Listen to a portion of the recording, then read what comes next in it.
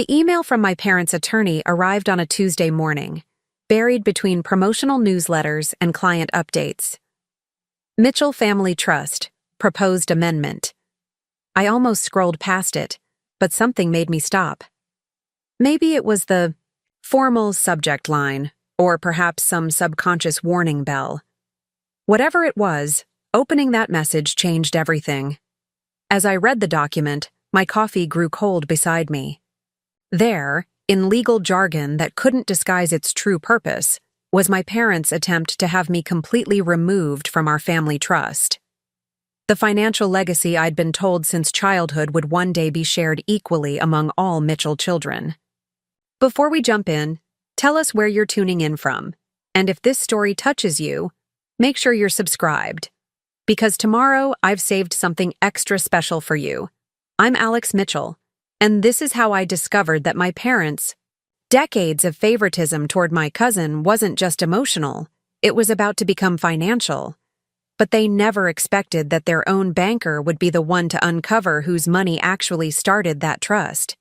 A truth that would shatter our family's carefully constructed facade forever. My marketing agency had just landed our biggest client yet. After 7 years of grinding, starting from my apartment's kitchen table to now employing 15 people, Mitchell Creative was finally becoming the success I'd always envisioned. The celebration dinner with my team ran late, so I didn't check my personal email until the following morning. In accordance with the wishes of Richard and Helen Mitchell, trustees, this document proposes the removal of Alexander James Mitchell as beneficiary, with redistribution of entitlements to remaining beneficiaries Nathan Mitchell and Olivia Mitchell. I read the paragraph 3 times, certain I was misunderstanding.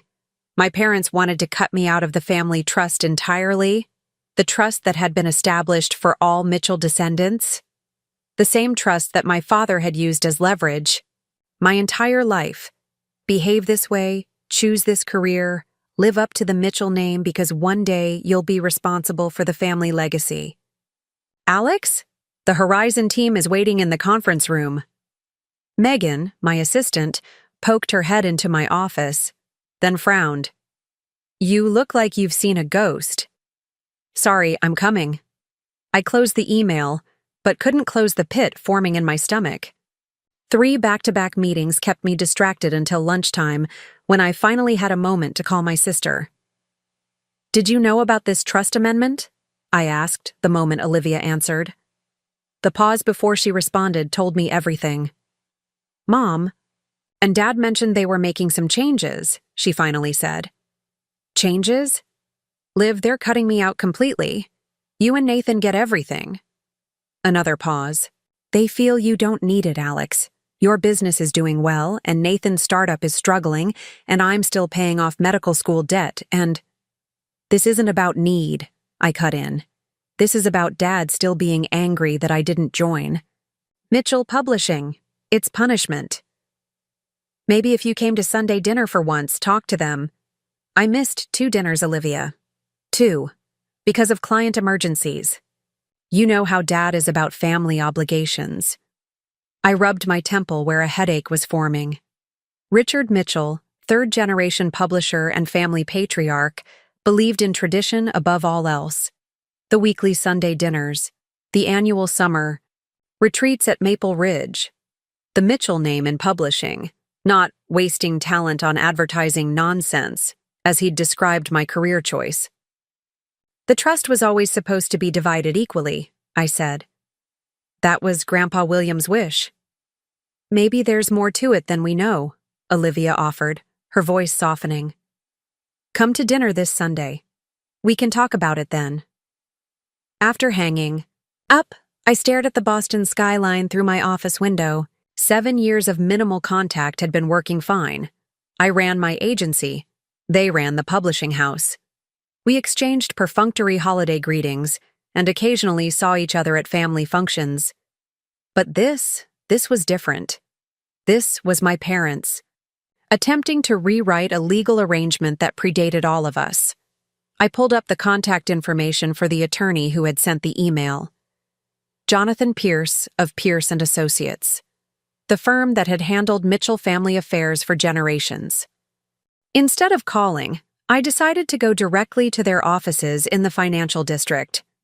The receptionist at Pierce & Associates seemed surprised by my unscheduled appearance, but directed me to a conference room where I waited nearly 30 minutes before Jonathan Pierce appeared. "Alex Mitchell," he said, extending his hand.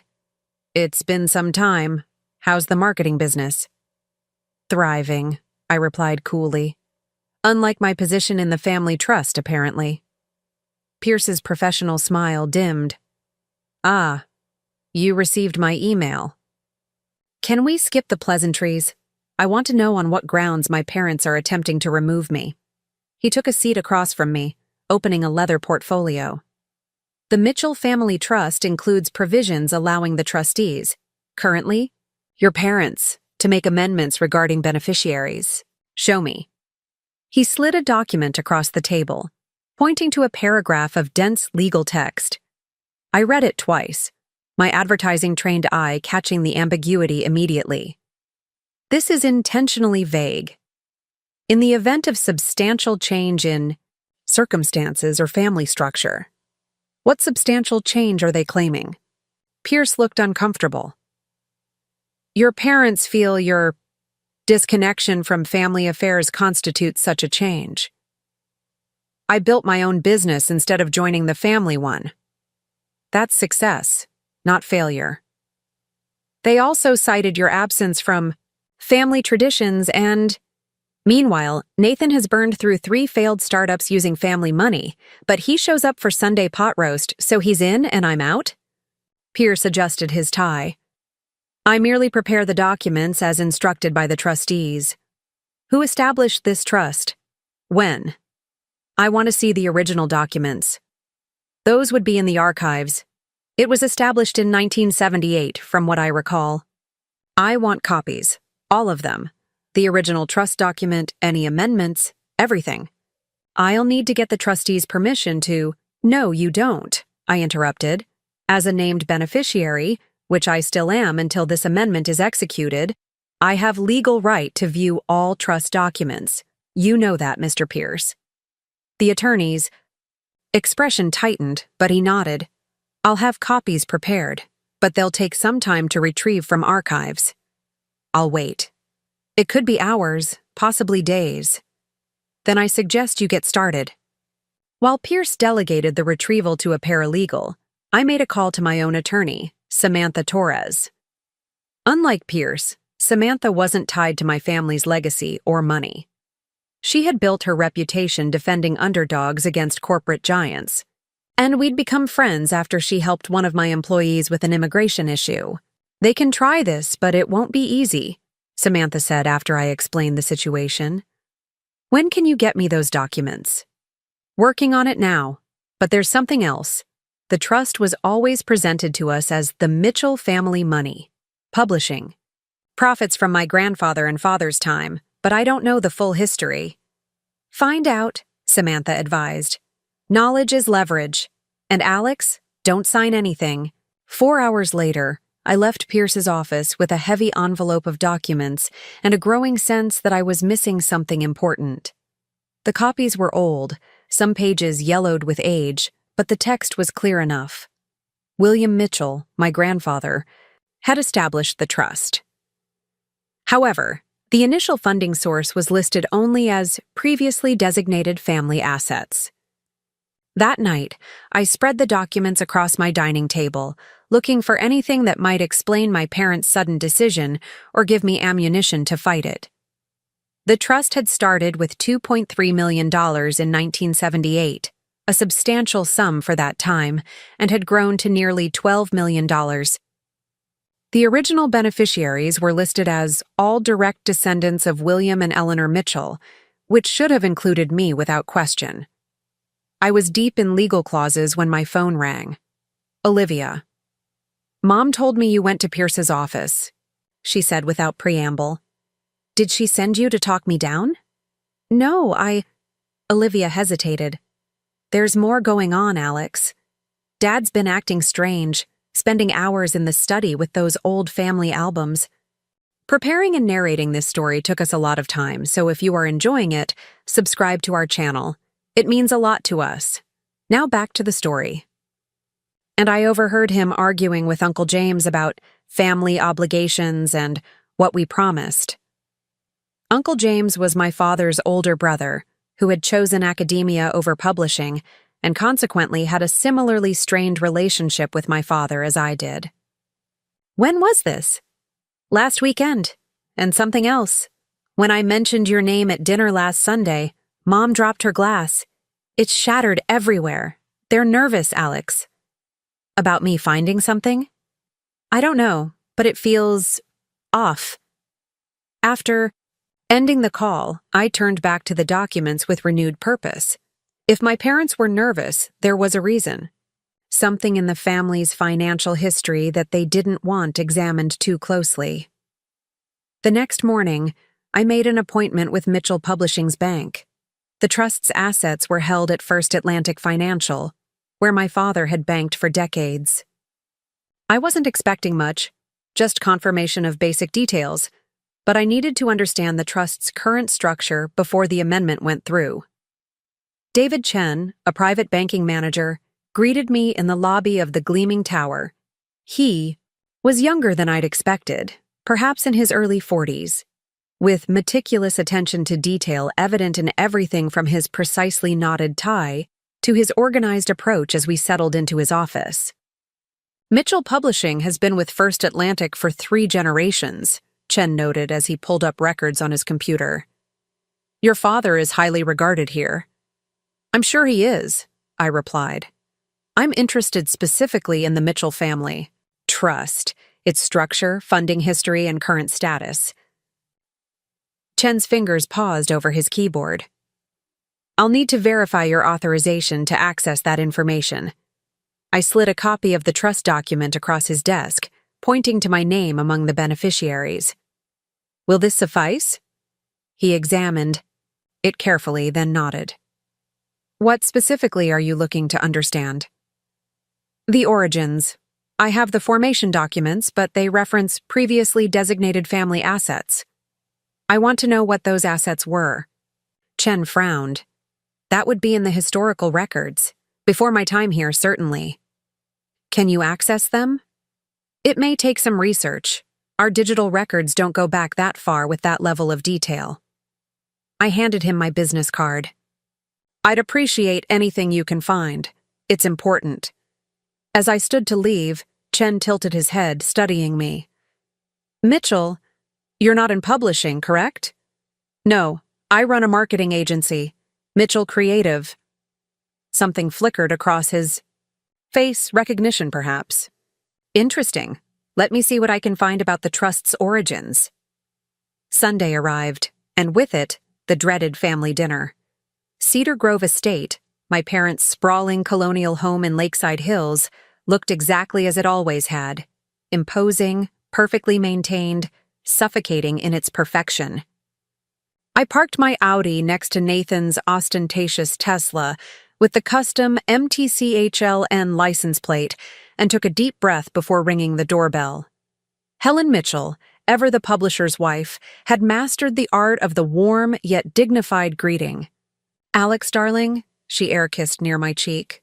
What a pleasant surprise. It's been... how long? 3 months, Mom. Christmas. Has it been that long? Well, everyone's in the parlor. Your father's showing Nathan some first editions. The parlor was my father's domain, lined with bookshelves containing rare books and publishing memorabilia. As I entered, the conversation halted. Richard Mitchell, still imposing at 68, looked up from an open book, his reading glasses perched on his nose. Alexander, he said, as if my arrival was both unexpected and slightly inconvenient. Join us. I was just showing Nathan the Steinbeck first edition we acquired. Nathan, 2 years younger than me and perpetually attempting to earn my father's approval, offered a tight smile. Cousin, heard your agency landed Horizon Industries. Impressive. Thank you. I accepted a glass of wine from my mother, who had followed me in. Though apparently not impressive enough to keep me in the family trust, The room went silent. My father removed his reading glasses, a gesture I recognized from childhood confrontations. I see Jonathan has been in touch. You could have told me yourself. Or is removing me from my inheritance too uncomfortable to say to my face? Don't be dramatic, Alexander, my mother cut in. It's a simple restructuring based on current family needs. Needs? Or punishment? I looked directly at my father. Is this still about me not joining Mitchell Publishing? Richard set down his wine glass with deliberate precision. This is about responsible stewardship of family resources. Your sister is completing her medical residency with substantial debt. Nathan is developing important innovations in digital publishing that could benefit the company. Meanwhile, you've made it abundantly clear that you want nothing to do with the family business. So my inheritance goes to Nathan's digital publishing experiments? The same Nathan who's burned through 2 rounds of family funding already? Nathan flushed. My current platform has major publisher interest. That's enough, my father interrupted. The decision has been made. The trust was always intended. To support the Mitchell Publishing legacy, you chose a different path. Grandpa William's trust was for all his descendants, I countered. Not just the ones who followed your approved career path. A new voice entered the conversation. He's right, Richard. We all turned to see Uncle James standing in the doorway. Unlike my father with his tailored suit, James wore a casual blazer over a button-down shirt, the semi-retired academic who'd never quite fit the Mitchell mold. This is a family matter, James, my father said stiffly. The trust is a family matter, James agreed, moving into the room. One that involves all of us, including Alex. And Eleanor. Eleanor has nothing to do with this, my mother said quickly. Too quickly. Eleanor. I looked between them. Grandma Eleanor? She passed away before I was born. An uncomfortable silence fell over the room. Uncle James looked at my father with what seemed like a challenge in his eyes. Perhaps we should move to the dining room, my mother suggested, her hostess instincts kicking in to diffuse tension. Cook has prepared beef Wellington. Dinner was excruciating. Forced conversation about Nathan's latest digital prototype, Olivia's hospital rotation, neighborhood gossip that excluded me entirely. I pushed food around my plate, watching the family dynamics with new eyes. My father and Uncle James barely spoke to each other. My mother refilled her wine glass more frequently than usual.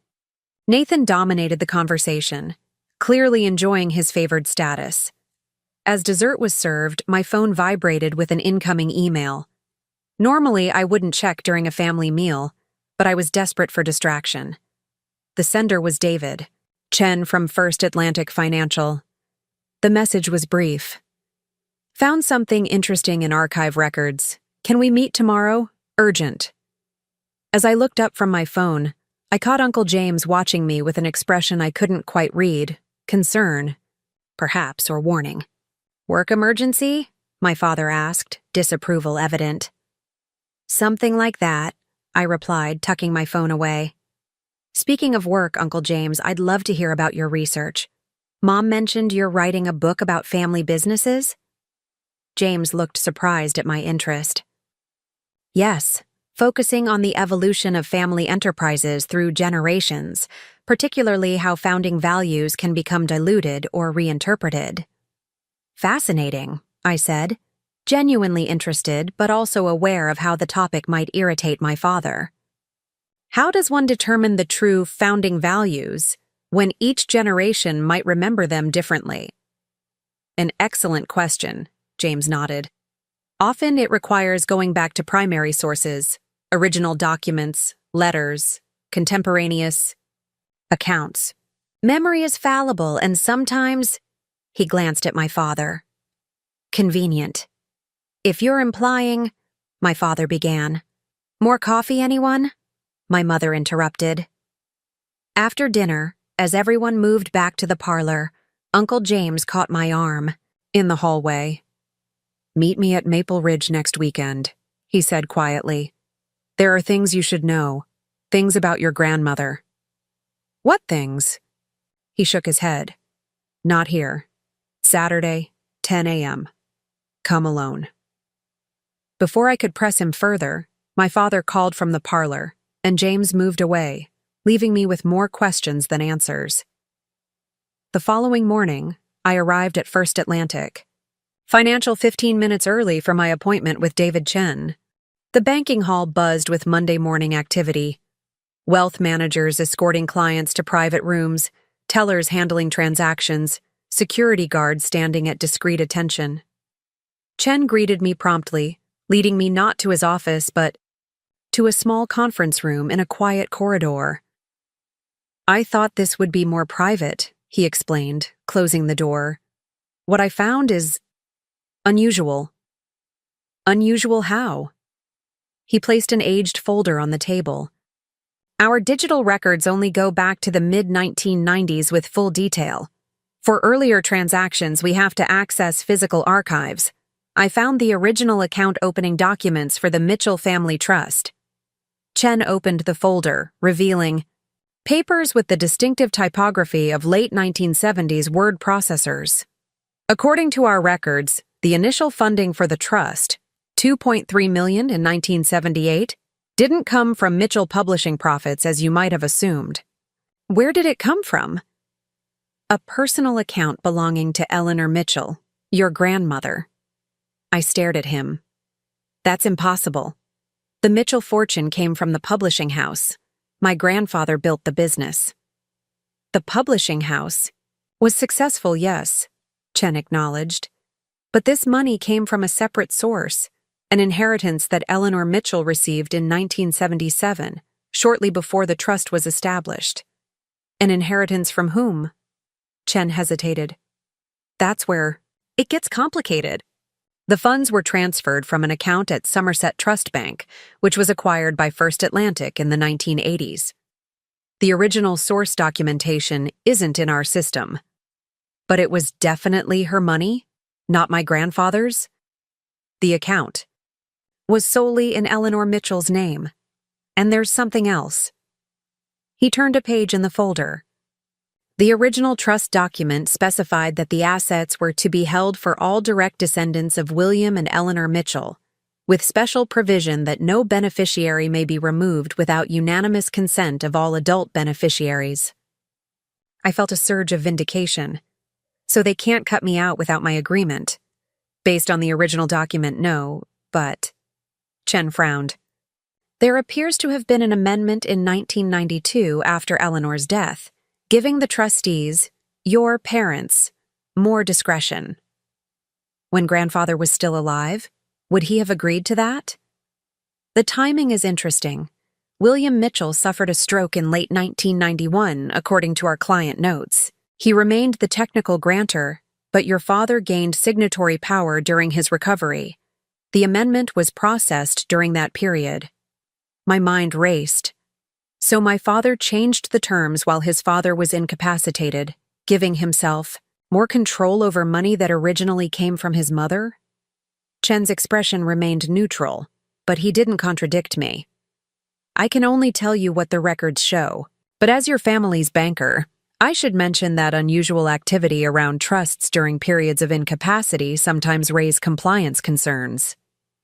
You think there was something improper about the amendment? I didn't say that, Chen clarified. But if you're contesting the recent changes, the circumstances of the 1992 amendment might be relevant. I studied him, wondering why he was helping me. Why did you dig into this, Mr. Chen? Most bankers would simply defer to the current trustees. Something shifted in his professional demeanor. My mother worked at Somerset Trust before the merger. She was a junior account manager for Eleanor Mitchell. Did she know something about this money? Chen hesitated. She mentioned once that Eleanor Mitchell was more than she seemed. I didn't understand what she meant until I saw these records. He closed the folder. I can make copies of these documents for you as a beneficiary, but I suggest you find out more about your grandmother's inheritance. The Somerset Trust records would have been transferred to our archives during the merger. As I left the bank with copies of the documents, I felt as though the ground beneath my family narrative was shifting. My grandmother, a woman I'd only seen in photographs, always elegantly dressed and positioned slightly behind my commanding grandfather, had apparently been the source of our family wealth. A fact that my father had obscured so thoroughly that even I, his son, had never questioned the story that the Mitchell fortune came solely from publishing. That evening, as I reviewed the bank documents in my apartment, a text arrived from Olivia. "Mom and Dad in closed-door meeting with Pierce all afternoon. Something's up. Be careful." I called her immediately. "What happened after I left yesterday?" "Dad and Uncle James had a huge fight," Olivia replied. "I couldn't hear most of it, but James yelled something about honoring her wishes, and Dad shouted back about family loyalty. Then this morning, Dad was on the phone at 7 a.m. demanding an emergency meeting with Pierce. They're accelerating the amendment, I realized, trying to push it through before I can find something. Find what, Alex? What's going on?" I hesitated, unsure how much to share with Olivia. She'd always been closer to our parents, the dutiful daughter balancing my rebellion. But her warning suggested she wasn't entirely on their side in this. "I'm not entirely sure yet," I said carefully, "but it has something to do with Grandma Eleanor and where the trust money really came from. Are you free tomorrow evening? I could use your help with something." "My shift ends at 6. What do you need?" "Meet me at the estate. Dad keeps all the family records in his study. There might be something there about Grandma's family or inheritance." The next evening, Olivia's, Honda pulled up behind my car at Cedar Grove Estate. She still had her hospital ID clipped to her jacket and looked exhausted after her shift, but her eyes held determination. "Dad and Mom are at the Rosewood Club for their standing Tuesday dinner," she confirmed. "Housekeeper left at 4. We have about 3 hours. "Should be enough time," I said, unlocking the door with my rarely used key. The house was eerily quiet as we made our way to our father's study. The room was exactly as I remembered, leather-bound books lining the walls, the massive oak desk dominating the center, the faint smell of pipe tobacco, though Dad had quit smoking years ago. "What exactly are we looking for?" Olivia asked, eyeing the imposing rows of filing cabinets. "Anything about Grandma Eleanor's family," I explained. "Financial records, letters, photographs with notes, especially from around 1977 or 1978. "Why those years specifically?" I hesitated, then decided Olivia deserved the full truth. "Because that's when Grandma received a massive inheritance that actually funded the Mitchell Family Trust, money that supposedly came from Grandpa's publishing success." Olivia's eyes widened. "That can't be right. Dad always said—" "I know what Dad always said," I interrupted gently. "But I've seen the bank records. The initial $2.3 million came directly from Eleanor Mitchell's personal account, money she inherited just before the trust was created." Olivia sank into one of the leather chairs. "That doesn't make sense. Grandma was just a housewife. She came from a middle-class family in Vermont. Where would she get that kind of money?" "That's exactly what we need to find out." We divided the study between us. I took the filing cabinets while Olivia examined the bookshelves, looking for family albums or hidden compartments. After 40 minutes of searching through mundane household records and publishing correspondence, I found a locked drawer at the bottom of the second cabinet. "Do you know where Dad keeps his keys?" I asked. Olivia thought for a moment. "Try the grandfather clock in the hallway. He keeps a spare set in the maintenance compartment." Sure enough, a small key ring hung inside the antique clock's base. The third key I tried opened the locked drawer.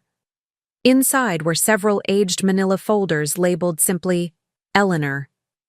"Olivia, I found something." She joined me on the floor as I spread out the contents. Birth certificates, marriage license, old photographs, standard family documentation. But beneath these was a sealed envelope marked Somerset Trust, E.M. Private. My fingers trembled slightly as I carefully opened the brittle envelope. Inside was a bank statement from 1977. The paper was yellowed with age, but the figures were clear. A deposit of $275,000 into Eleanor Mitchell's personal account from J. Harrington Estate. Harrington? Olivia frowned. Wasn't that Grandma's maiden name? No, her maiden name was Campbell, Eleanor Campbell Mitchell. We exchanged puzzled glances before continuing through the documents. Near the bottom of the stack, I found a newspaper clipping from the Boston Herald, dated March 1977. Harrington Shipping heir leaves fortune to former employee. James Harrington, last surviving member of the Harrington shipping dynasty, has left the bulk of his $10 million estate to former Secretary Eleanor Mitchell in a move that has shocked Boston society. Harrington, who died childless at 87, changed his will just months before his death, naming Mitchell as primary beneficiary over distant relatives. Mitchell, now married to rising publisher William Mitchell, worked as Harrington's personal secretary from 1942-1948. I handed the clipping to Olivia, my mind racing. She worked for this shipping magnate before marrying Grandpa. Olivia read the article twice. And he left her millions decades later? That seems unusual, I finished. Very unusual. Digging deeper into the folder, we found a handwritten letter on Somerset Trust letterhead addressed to Eleanor. My dear Mrs. Mitchell, as requested, I've structured the trust according to your specifications. The full amount will be designated for all your direct descendants, with provisions that no beneficiary may be removed without unanimous consent. I understand your wish to protect future generations from potential family discord. I must again urge caution regarding your desire to obscure the source of these funds. While there is nothing improper about your inheritance from Mr. Harrington, allowing the assumption that the money originated from Mitchell Publishing may create complications in the future. However, as always, I will respect your wishes in this matter. With highest regards, Marcus Pearson, Trust Manager, Somerset Trust. Olivia and I stared at each other. She deliberately hid where the money came from, I said slowly, and made sure none of us could be cut out of the trust. But why would she hide it? And why would Dad change that provision after she died? Before I could respond, a final document caught my eye. A faded photograph of a much younger Eleanor, perhaps in her 20s, standing beside an older man on what appeared to be a ship deck. They were both smiling, her hand resting on his arm with familiar ease. Written on the back in elegant script, James and me, Cape Cod, 1947.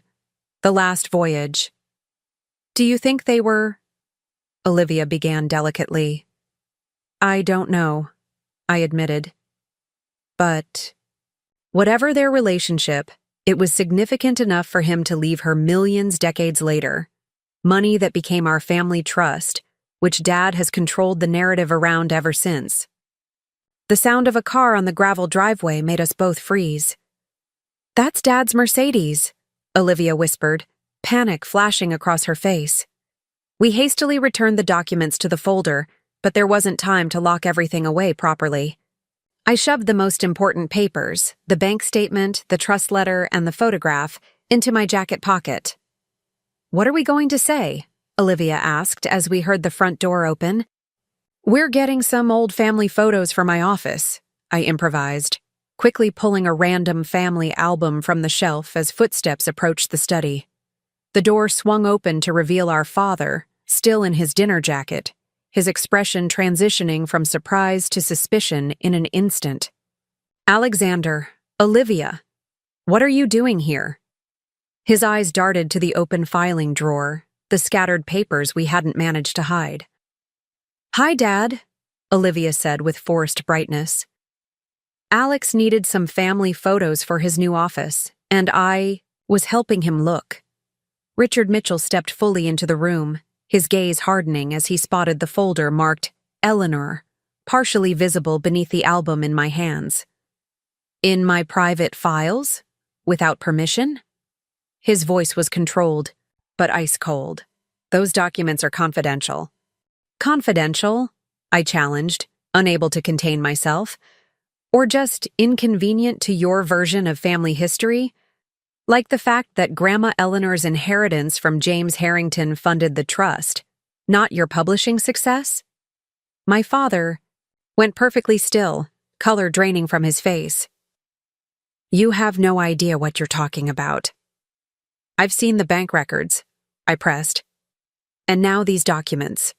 The trust was Eleanor's money, set up to provide for all her descendants equally. You changed the terms after her death while Grandpa was incapacitated. Why, Dad? To control who gets access? To punish those who don't follow your rules? You need to leave, he said quietly. Now. Richard? What's going on? My mother appeared in the doorway, still wearing her pearl necklace and evening dress from dinner. Her eyes widened as she took in the scene.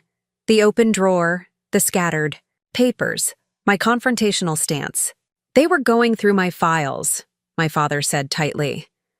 Alexander has been investigating the family finances, making wild accusations. Not wild if they're true, I countered. Mom, did you know? About Grandma Eleanor's inheritance? About how Dad changed the trust terms while Grandpa was recovering from his stroke. Helen Mitchell's hand went to her pearls, a nervous habit I recognized from childhood confrontations. Alexander, please. Some matters are best left in the past.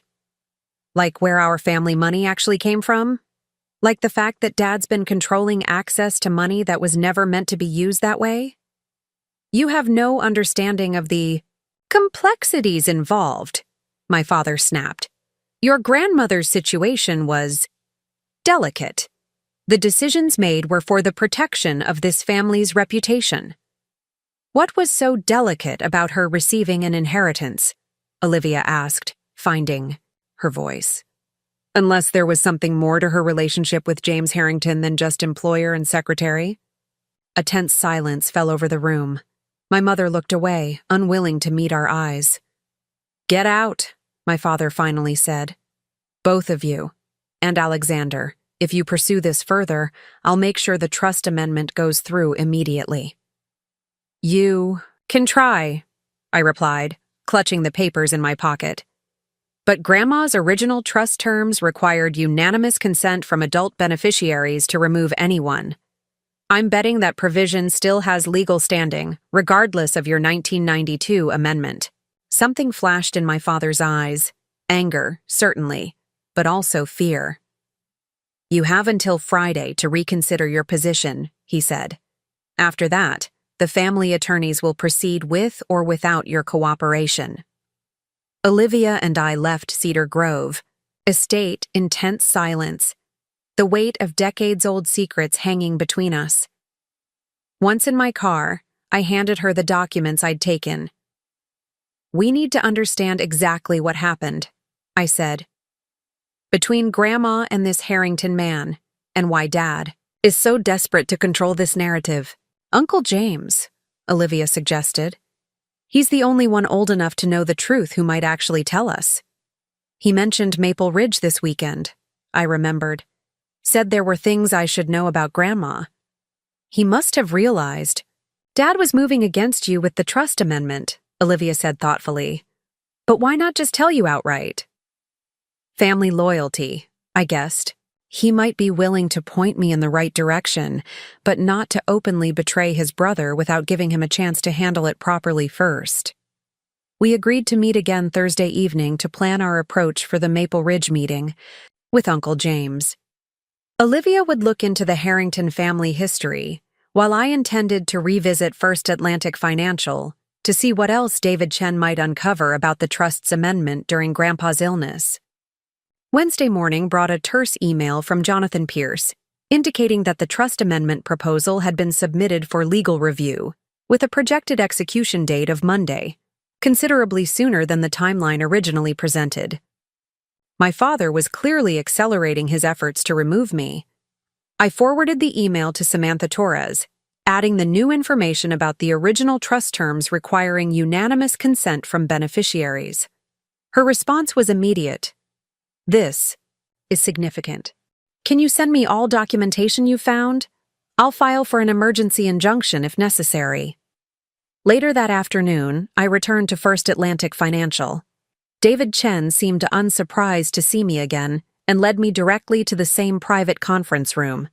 "I assume you've learned more since our last meeting," he said, setting down a fresh folder. My grandmother's inheritance came from a man named James Harrington, the shipping magnate. She worked as his secretary in the 1940s, and he left her millions in 1977, decades later. Chen nodded. "That aligns with what I found. Harrington Shipping was a major client of Somerset Trust before the merger. After reviewing the transfer records, I can confirm that $2.3 million went directly from the Harrington estate settlement into Mrs. Mitchell's account and then into the newly established family trust. What about the 1992 amendment? The one my father pushed through while my grandfather was recovering from his stroke?" Chen opened his folder. "I found the transaction records from that period. During February to April 1992, there were multiple meetings between Richard Mitchell and Jonathan Pierce at this bank. Our records indicate that William Mitchell was still the legal grantor, but Richard had been granted financial power of attorney during his recovery. Did anyone from the bank verify Grandpa's consent to the amendment?" A slight frown crossed Chen's face. "There's a signature on the amendment documents, but no record of in-person verification with William Mitchell. It was unusual protocol, especially for a change of this magnitude. Meaning it might not have been properly authorized," I translated. "I cannot make that determination," Chen said carefully. "But I would note that current banking procedures would require much more rigorous verification for such changes." He hesitated, then added, "There's something else. When the amendment was processed, the bank manager involved was Theodore Whitman, your father's former college roommate, according to our client relationship notes. The implications were difficult to ignore.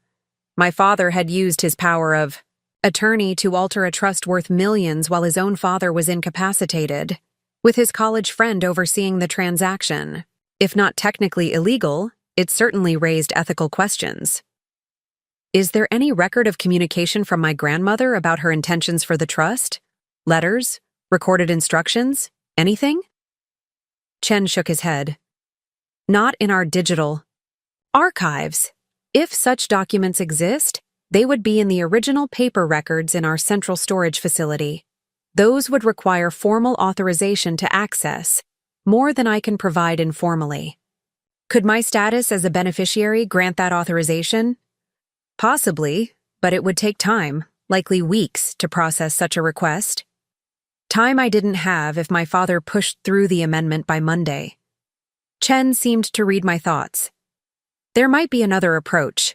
The Somerset Trust merger included transfer of all client documentation. Sometimes personal bankers kept client notes that weren't officially part of the record. My mother worked with your grandmother. She might remember something helpful. Would she be willing to speak with me?" "She's retired now, living north of the city. I can ask, but I must be clear. Anything she shares would be her personal recollection, not official bank documentation." I nodded gratefully. At this point, personal recollections might be the only way to understand what really happened. As I was leaving, Chen called after me. "Mr. Mitchell, be careful with how you proceed. Family trusts of this magnitude, people can become very protective of them." "My father, you mean?" "Your father, yes, but also others who benefit from the current arrangement. Your cousin Nathan, for instance, has had numerous meetings with your father at this bank in recent months." That detail wasn't particularly surprising, given Nathan's favoritism in the family, but it reinforced my suspicion that his interests were directly opposed to mine in this situation. By Thursday morning, Chen had arranged a meeting with his mother, Lynn Chen, at her home in a quiet suburb north of Boston.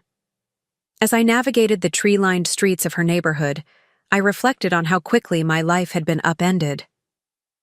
A week ago, I had been focused entirely on growing my agency, content with the distant but functional relationship I maintained with my family. Now I was chasing decades-old secrets that might determine not just my financial future, but my understanding of my entire family history. Lin Chen's home was a modest but elegant ranch-style house with immaculate gardens. She greeted me at the door with a dignified nod, her resemblance to her son immediately apparent in her analytical gaze and precise mannerisms.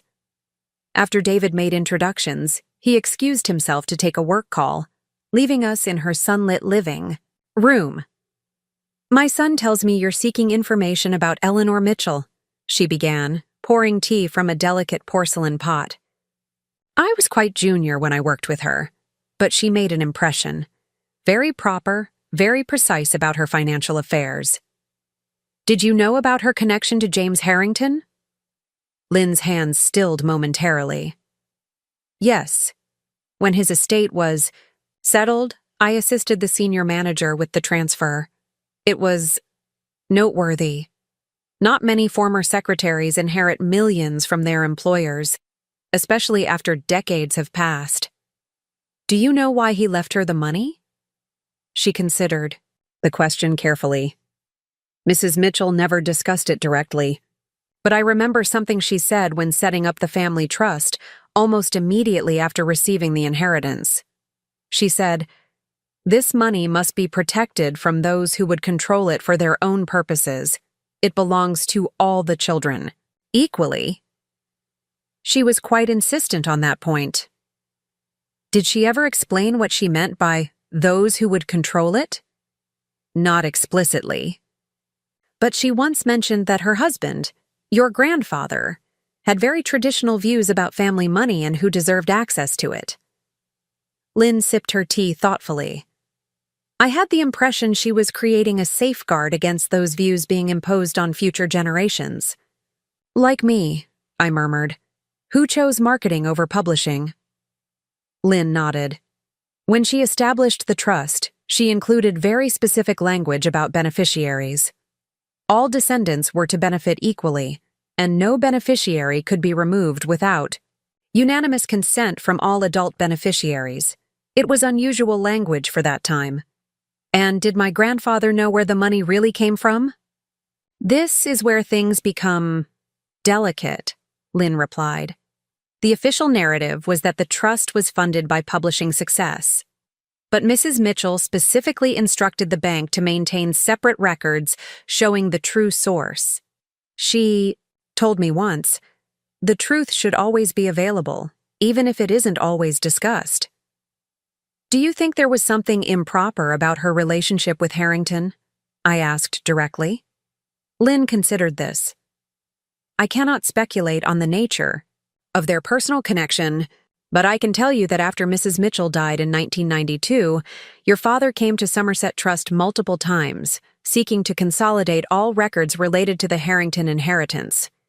He seemed concerned about their contents. Were there rumors about Grandma and Harrington?" "Boston banking circles had their whispers," Lynn acknowledged. "Some suggested she had been more than a secretary to him. Others pointed to similarities between your Uncle James and old photographs of Harrington in their younger years." She paused significantly.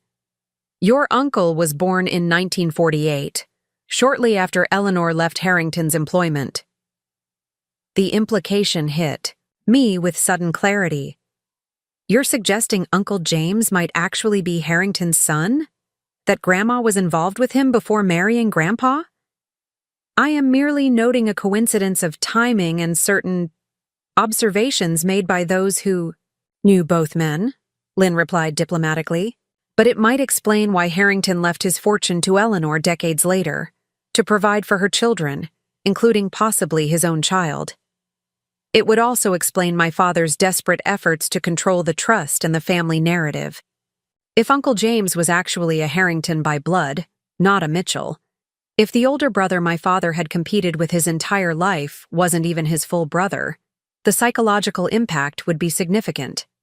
Even more disturbing was the possibility that my grandfather might never have known the truth." "One more question," I said. "The 1992 amendment to the trust, The one that gave my parents more control over beneficiaries. Did you know anything about that? Lynn's expression turned grave. That amendment was processed after I had moved to a different department. But I heard concerns from colleagues. Your grandfather was quite ill at the time, and there were questions about whether he fully understood what he was signing. But the bank approved it anyway?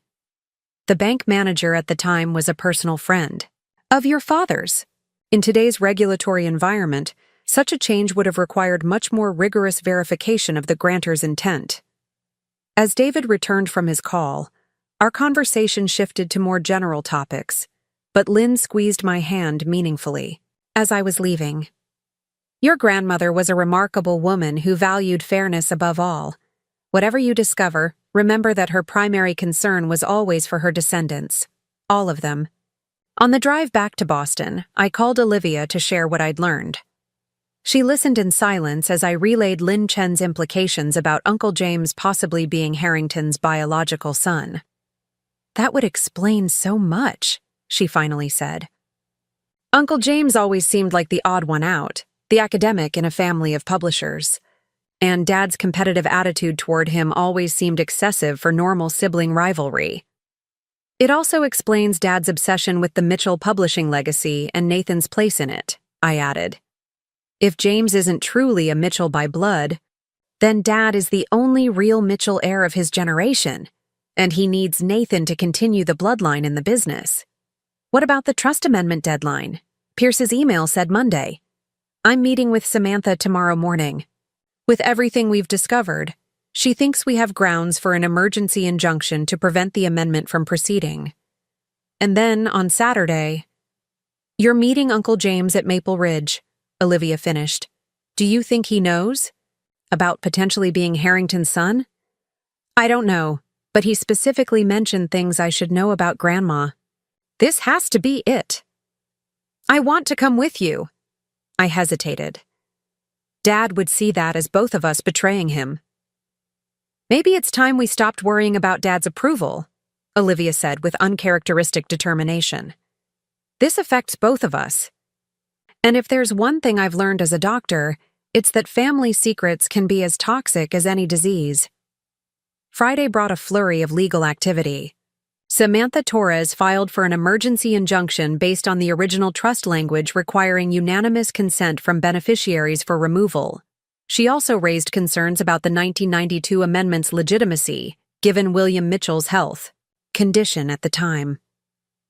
By afternoon, we received notice that a hearing was scheduled for Wednesday, 2 days after my father's intended execution date for the amendment. Samantha immediately moved for a temporary restraining order to maintain the status quo until the hearing. As we waited for the judge's decision on the TRO, my phone rang. The caller ID showed Nathan's number, the first time he'd contacted me directly in years. Cousin, his voice was taut with barely controlled anger. What exactly do you think you're doing with these legal maneuvers? Protecting my inheritance, I replied evenly. The same one Grandma Eleanor intended for all her descendants. You have your precious agency, he snapped. You don't need trust money. The family business, however. This isn't about need, Nathan. It's about right and wrong. The trust wasn't meant to be a reward for joining the family business. It was meant to be shared equally among all descendants. You have no idea what this could do to Uncle Richard, he said, using the formal address he'd adopted since childhood. The stress, the public scrutiny if this becomes a court battle. Why are you really calling, Nathan? To make me feel guilty, or to find out how much I know? A telling pause. What do you mean? About Grandma Eleanor, about where the trust money really came from, about why Dad is so desperate to control the narrative around our family history. His voice lowered. Whatever you think you know, I know enough to understand why Dad sees you as the future of Mitchell Publishing, while I'm expendable. Blood matters to him, Nathan. Mitchell blood. Another pause, longer this time. This conversation is over. But consider yourself warned. Uncle Richard won't take this challenge lightly. There are things you don't understand. things that could damage us all if they become public. Like what happened in 1992 when Dad changed the trust terms while Grandpa was incapacitated. Or something older, from the 1940s, perhaps. The line went dead. Minutes later, my phone buzzed with a text from Olivia. "Nathan just called Dad in a panic. Meeting at Cedar Grove tonight. What did you say to him?" I replied simply, "Enough. To make him nervous. Meet tomorrow at my place, 8 a.m. We'll drive to Maple Ridge together." By evening, Samantha had secured the temporary restraining order. The judge had ruled that no changes to the trust beneficiaries could proceed until after Wednesday's hearing. It was a small victory, but it bought us time. Time to meet with Uncle James and hopefully learn the full truth that my father had worked so hard to conceal. Saturday morning dawned clear and cool as Olivia arrived at my apartment building. She looked tired but determined, clutching a folder of her own research on the Harrington family. "I found some old newspaper photographs," she said as we settled into my car for the drive to Maple Ridge. "James Harrington in his 30s and 40s. The resemblance to Uncle James is striking." She showed me several printouts, grainy, images of a tall, lean man with distinctive features that were indeed remarkably similar to our uncle's. One photograph from 1945 showed him at a shipping industry gala, and in the background, partially obscured but recognizable, was a young Eleanor Campbell years before she would become a Mitchell. They knew each other socially before she worked for him, Olivia noted. That suggests their relationship might have been more complex than employer-secretary from the start. The drive to Maple Ridge took nearly 2 hours, winding through increasingly rural landscapes. The family retreat was a modest cabin compared to Cedar Grove Estate, a deliberate choice by our grandmother, who had favored its simplicity and seclusion on the shores of a small lake. As we pulled into the gravel drive, Uncle James was already there, sitting on the porch with a book open on his lap. He looked up as we approached, his expression shifting from surprise at seeing Olivia to resignation, as if he'd expected the complications of this conversation to multiply. "I see you brought reinforcements," he said, standing to greet us. "Perhaps that's for the best. Some truths are better shared widely than held in confidence." The interior of the cabin was much as I remembered from childhood visits. Knotty pine, walls, comfortable but worn furniture, shelves lined with books rather than the rare first editions my father collected. James led us to the main room where a fire was already crackling in the stone fireplace despite the mild weather. On the coffee table lay several photograph albums and what appeared to be old letters tied with faded ribbon. "I gather you've been doing some investigating," he said without preamble. "What have you discovered so far?" I exchanged glances with Olivia before answering. "We know the Mitchell Family Trust was actually funded by Grandma Eleanor's inheritance from James Harrington in 1977. We know she created specific provisions requiring all descendants to benefit equally, provisions Dad altered in 1992, while Grandpa was recovering from his stroke. And we suspect," I hesitated, "that I might be Harrington's biological son," James finished calmly. "Yes, that particular family secret has been the elephant in the room for decades." Olivia gasped softly. "So it's true?" James sighed, reaching for one of the photo albums. Eleanor Campbell met James Harrington at a charity function in 1942 when she was 22. He was 45, already successful, and immediately taken with her intelligence and poise. He hired her as his personal secretary, but their relationship evolved over time into something deeper. He opened the album to reveal photographs we'd never seen. Eleanor and Harrington on his yacht, at various social functions, looking unmistakably intimate despite the formal poses of the era. By 1946, they were deeply in love, but there were complications. Harrington was divorced, scandalous enough for that time, and the age difference raised eyebrows in Boston society. When Eleanor discovered she was pregnant in late 1947, they faced difficult choices. "So you are his son," I said softly. James nodded. Biologically, yes. But William Mitchell never knew. Or if he did, he never acknowledged it. He was a young publisher who had met Eleanor at literary events. When she left Harrington's employment abruptly in 1948, citing family obligations, William courted her intensively. They married quickly, and he raised me as his own son, born prematurely but healthy. Did you always know? Olivia asked. Not until after Eleanor died in 1992. She left me a private letter explaining everything: her relationship with Harrington, my true parentage, and most importantly, the trust. James pulled out an envelope from among the items on the table. I've brought a copy for you both. The letter, dated just weeks before our grandmother's death, was heartbreakingly direct. My dearest James, by the time you read this, I will be gone, and it's time you knew the full truth of your heritage and the provisions I've made for all my beloved grandchildren. James Harrington was your biological father. Our relationship began before I joined his company and continued until circumstances forced our separation. When I discovered I was carrying you, Boston society made it impossible for us to be together, openly without dire consequences for us both. With great pain, we decided I should marry William, who had been courting me and was willing to claim you as his own. Harrington never forgot us. He watched your academic achievements from afar with immense pride, though he could never acknowledge you publicly. When he was dying in 1977, childless except for you, he left the bulk of his fortune to me with a single purpose: to provide equally for all my descendants, regardless of their paths in life. Whether they chose publishing or academia or art or business, he wanted all my children and grandchildren to have the freedom he and I were denied. The Mitchell Family Trust was created with this intention explicitly stated. No beneficiary may be removed without unanimous consent from all adult beneficiaries. I deliberately kept the origin of these funds obscure at William's request. He preferred the world believe his publishing success alone provided for his family.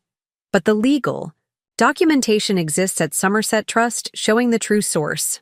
Richard has always suspected the truth about your parentage, which explains his competitive nature toward you and his obsession with Mitchell blood in the family business. I fear that after I'm gone, he may attempt to change the trust terms, to exclude those he deems unworthy, or to favor those who follow his approved path. If this happens, this letter authorizes you to reveal the truth about the money, about your parentage, about my explicit wishes for its equal distribution. The trust is not Richard's to control according to his biases. It belongs to all of you equally. With eternal love, your mother, Eleanor. Olivia wiped tears from her eyes as she finished reading. Grandma really did think of everything. She was always 10 steps ahead, James agreed with a sad smile. Unfortunately, she didn't anticipate how quickly Richard would move to alter the trust after her death, while William was incapacitated.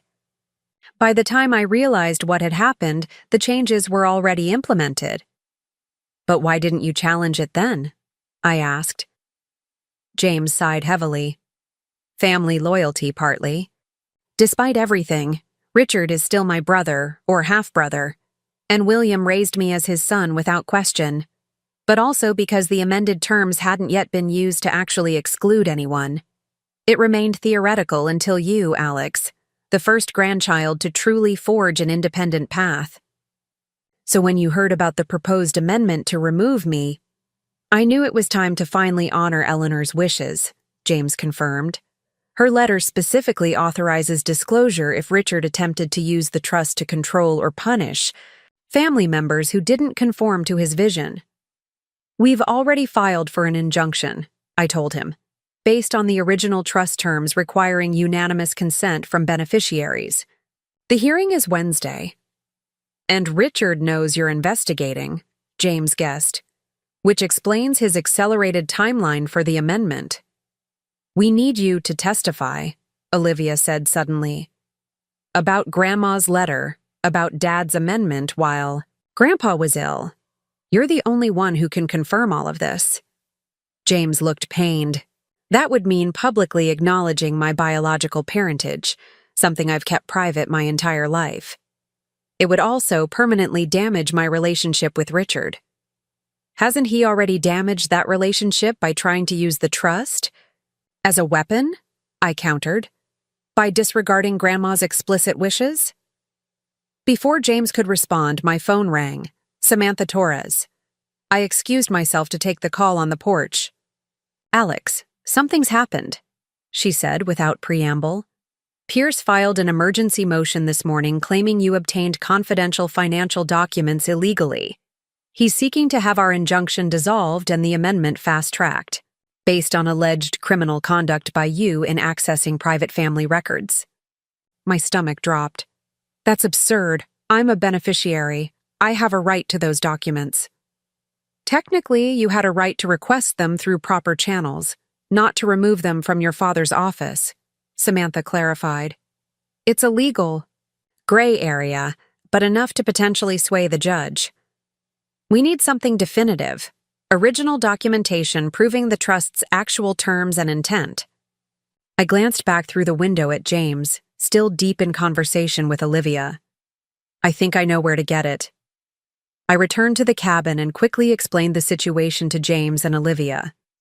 "Pierce is claiming I obtained documents. Illegally," I concluded. "They're trying to fast-track the amendment before Wednesday's hearing."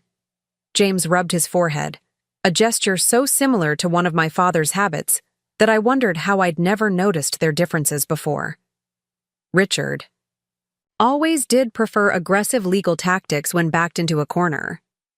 "We need the original trust documents," I pressed. "Not just copies, but the actual paperwork filed with Somerset Trust in 1978, showing Eleanor's explicit provisions and the true source of the funds. Those would be in First Atlantic's archives now, after the merger," Olivia pointed out. "Would your banker friend help us access them?" I shook my head. "Chen has already stretched professional boundaries by showing me what he has.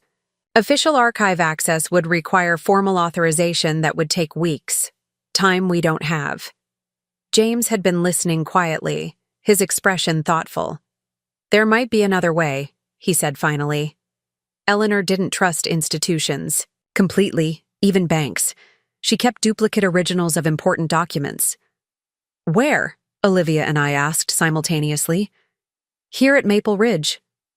James stood up, moving toward the stone fireplace. This place was special to her, away from Richard's influence, away from William's publishing world. She called it her truth sanctuary. He knelt by the hearth, running his fingers along the edge of a particular stone in the fireplace surround. After a moment, he pressed a specific spot, and a section of stonework shifted slightly.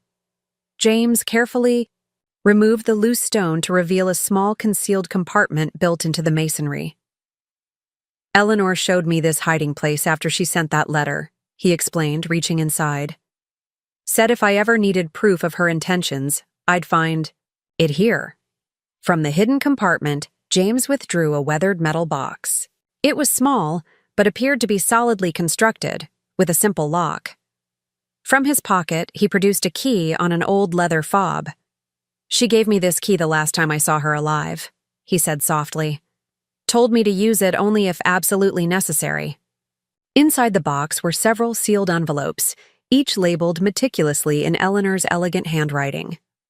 James carefully sorted through them until he found one marked Trust, Original Documents and Provisions, 1978.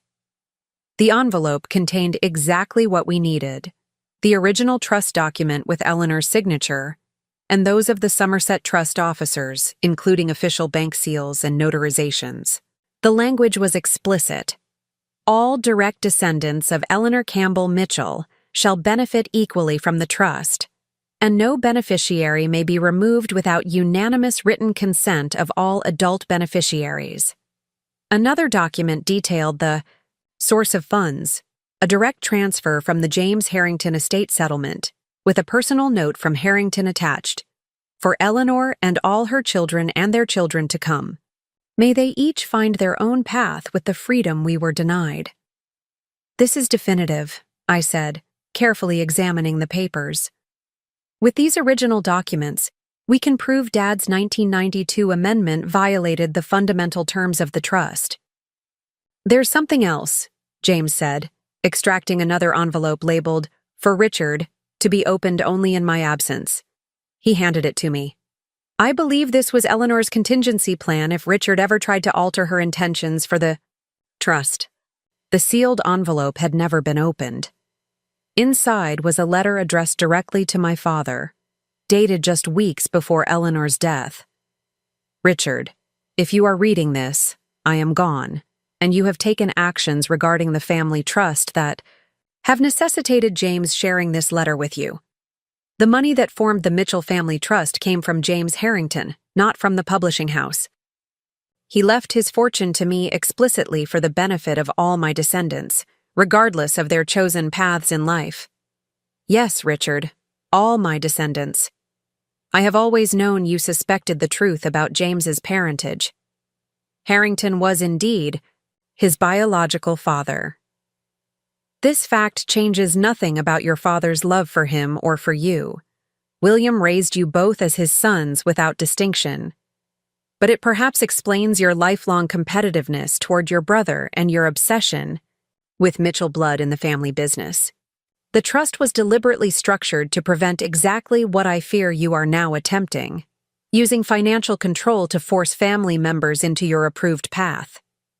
No beneficiary may be removed without unanimous consent, and these original documents, with their clear provisions, remain legally binding regardless of any amendments you may have implemented during William's incapacity. I loved you deeply, Richard, but I recognized your tendency to control rather than nurture. This letter is my final attempt to protect all my grandchildren from that tendency. If you choose to challenge these provisions in court, be aware that doing so will necessitate revealing the complete truth about the origin of the Mitchell family fortune and James's parentage.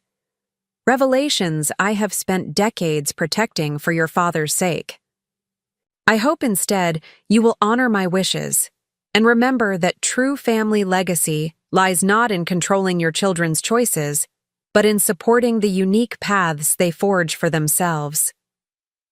With enduring love despite our differences, your mother, Eleanor.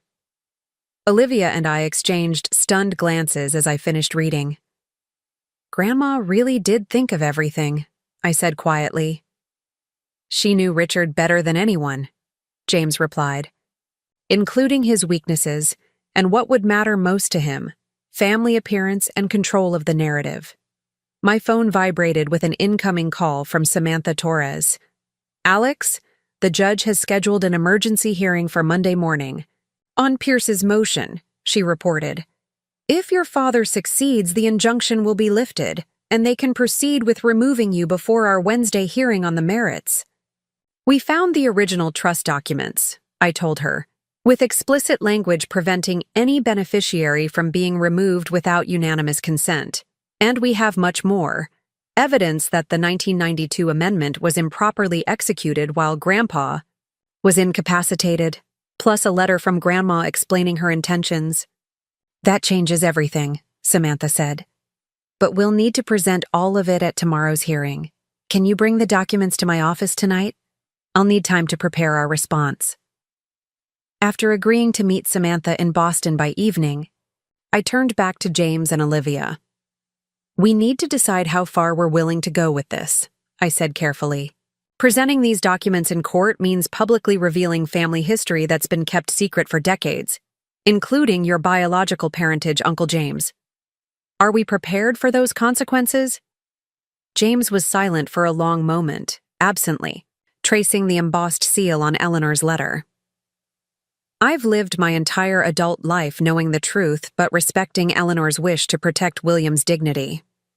But she was also explicit that if Richard ever tried to use the trust against any of her descendants, the truth should come out. What about one more attempt to resolve this privately? Olivia suggested. Show Dad what we've found, give him the chance to withdraw the amendment without public disclosure. Will he listen? I asked skeptically. Perhaps not to you or me, James acknowledged. But Eleanor's letter to him might give him pause. It's one thing to dismiss us. It's another to defy his mother's explicit final wishes when confronted with her own words. It was a reasonable suggestion, and one that honored the family bonds that, despite everything, still tied us together. We agreed on a plan. Olivia would call our parents and request an urgent family meeting that evening at Cedar Grove. James would present Eleanor's letter and the original trust documents, offering Richard one final opportunity to withdraw the amendment before everything became part of the public court record. And if he refuses? I asked. Then we honor Eleanor's wishes over Richard's pride, James said firmly. The truth was always meant to be her final protection for her descendants. The drive back to Boston was tense, with Olivia making arrangements by phone while I contemplated the potential fallout. Nathan would be devastated to learn that his favored position in the family stemmed from my father's obsession with Mitchell blood, a concept now revealed to be more complicated than anyone had realized. My mother would face the public unraveling of family myths she'd helped maintain for decades, and my father's carefully constructed narrative about the source of the family fortune would collapse. Yet beneath these concerns, I felt an unexpected lightness. For years, I'd believed my exile from family approval stemmed from some fundamental deficiency in me, my unwillingness to follow the prescribed Mitchell path. Now I understood it was about something much older and deeper than my career choices. By late afternoon, we arrived at Cedar Grove Estate.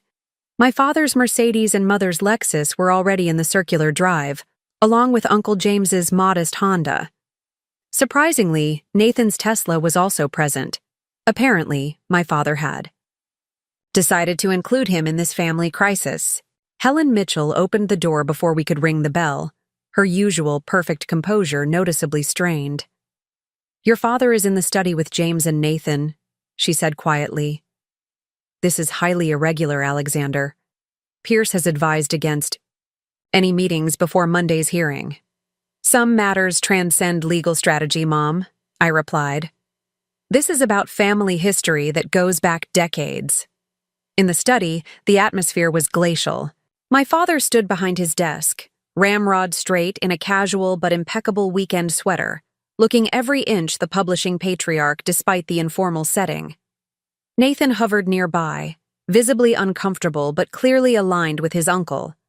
Uncle James sat calmly in one of the leather chairs, the metal box from Maple Ridge on the desk before him. "I see you've involved Olivia in your schemes now," my father said by way of greeting. "Wasn't it enough to disrupt your own relationship with the family?" "This isn't about disruption, Dad," Olivia replied with unexpected firmness. "It's about truth. Something this family has been selective with for generations." My father's gaze hardened. "James has made certain claims about your grandmother and the origin of the family trust. Claims that are simply his interpretation of complex historical circumstances." "Not claims, Richard," James corrected gently. "Documented facts. Eleanor left explicit instructions and evidence, anticipating this very scenario." "Ancient family. Matters have no bearing on current financial decisions," my father dismissed. "The trust amendment is a simple restructuring based on present needs and contributions to family legacy." "Then you should have no objection to reviewing these before proceeding," I said, placing the original trust documents on his desk. "The founding documents that explicitly prevent any beneficiary from being removed without unanimous consent." My father didn't touch the papers.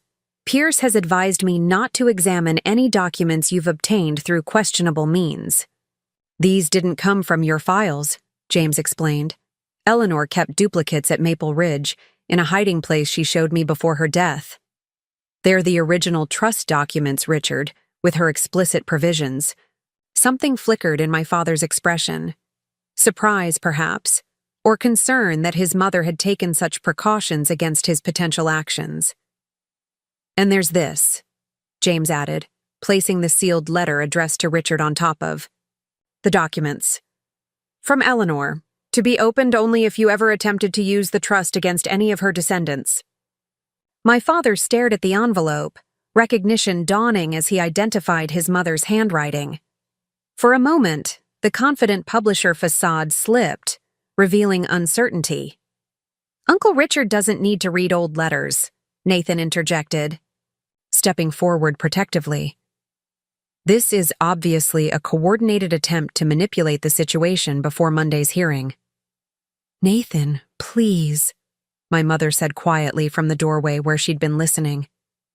"Some matters go beyond legal maneuvering. Like the true origin of the Mitchell fortune," I suggested. "Or the reason Grandma created such specific provisions to protect all her descendants equally." Nathan looked confused. "What are you talking about? The trust came from Grandpa William's publishing success." "Actually, it didn't," James said gently. "The initial funds, all $2.3 million, came from James Harrington's estate. He left his fortune to Eleanor in 1977. "The shipping magnate?" Nathan frowned. "Why would he leave money to Grandma?" A heavy silence filled the room. My father reached slowly for the envelope, his hand not entirely steady. "Perhaps we should continue this discussion privately, Richard," my mother suggested, glancing meaningfully at Nathan. "Nathan stays," my father said firmly. "Whatever schemes they've concocted, he should hear them too." "It's not a scheme, Dad," Olivia said. "It's family history that affects all of us, especially your decision to remove Alex from the trust." With deliberate movements, my father opened Eleanor's letter. The study remained silent as he read, his expression gradually shifting from skepticism to shock and finally to something approaching grief. When he finished, he set the letter down carefully, removed his reading glasses, and for perhaps the first time in my adult life, avoided meeting anyone's eyes. "Is it true?" he finally asked James. "All of it?" James nodded. "All of it." Eleanor confirmed everything to me after she sent that letter. She had evidence, photographs, letters between them spanning decades. Harrington watched my academic career from afar. He was proud, she said, though he could never acknowledge me publicly.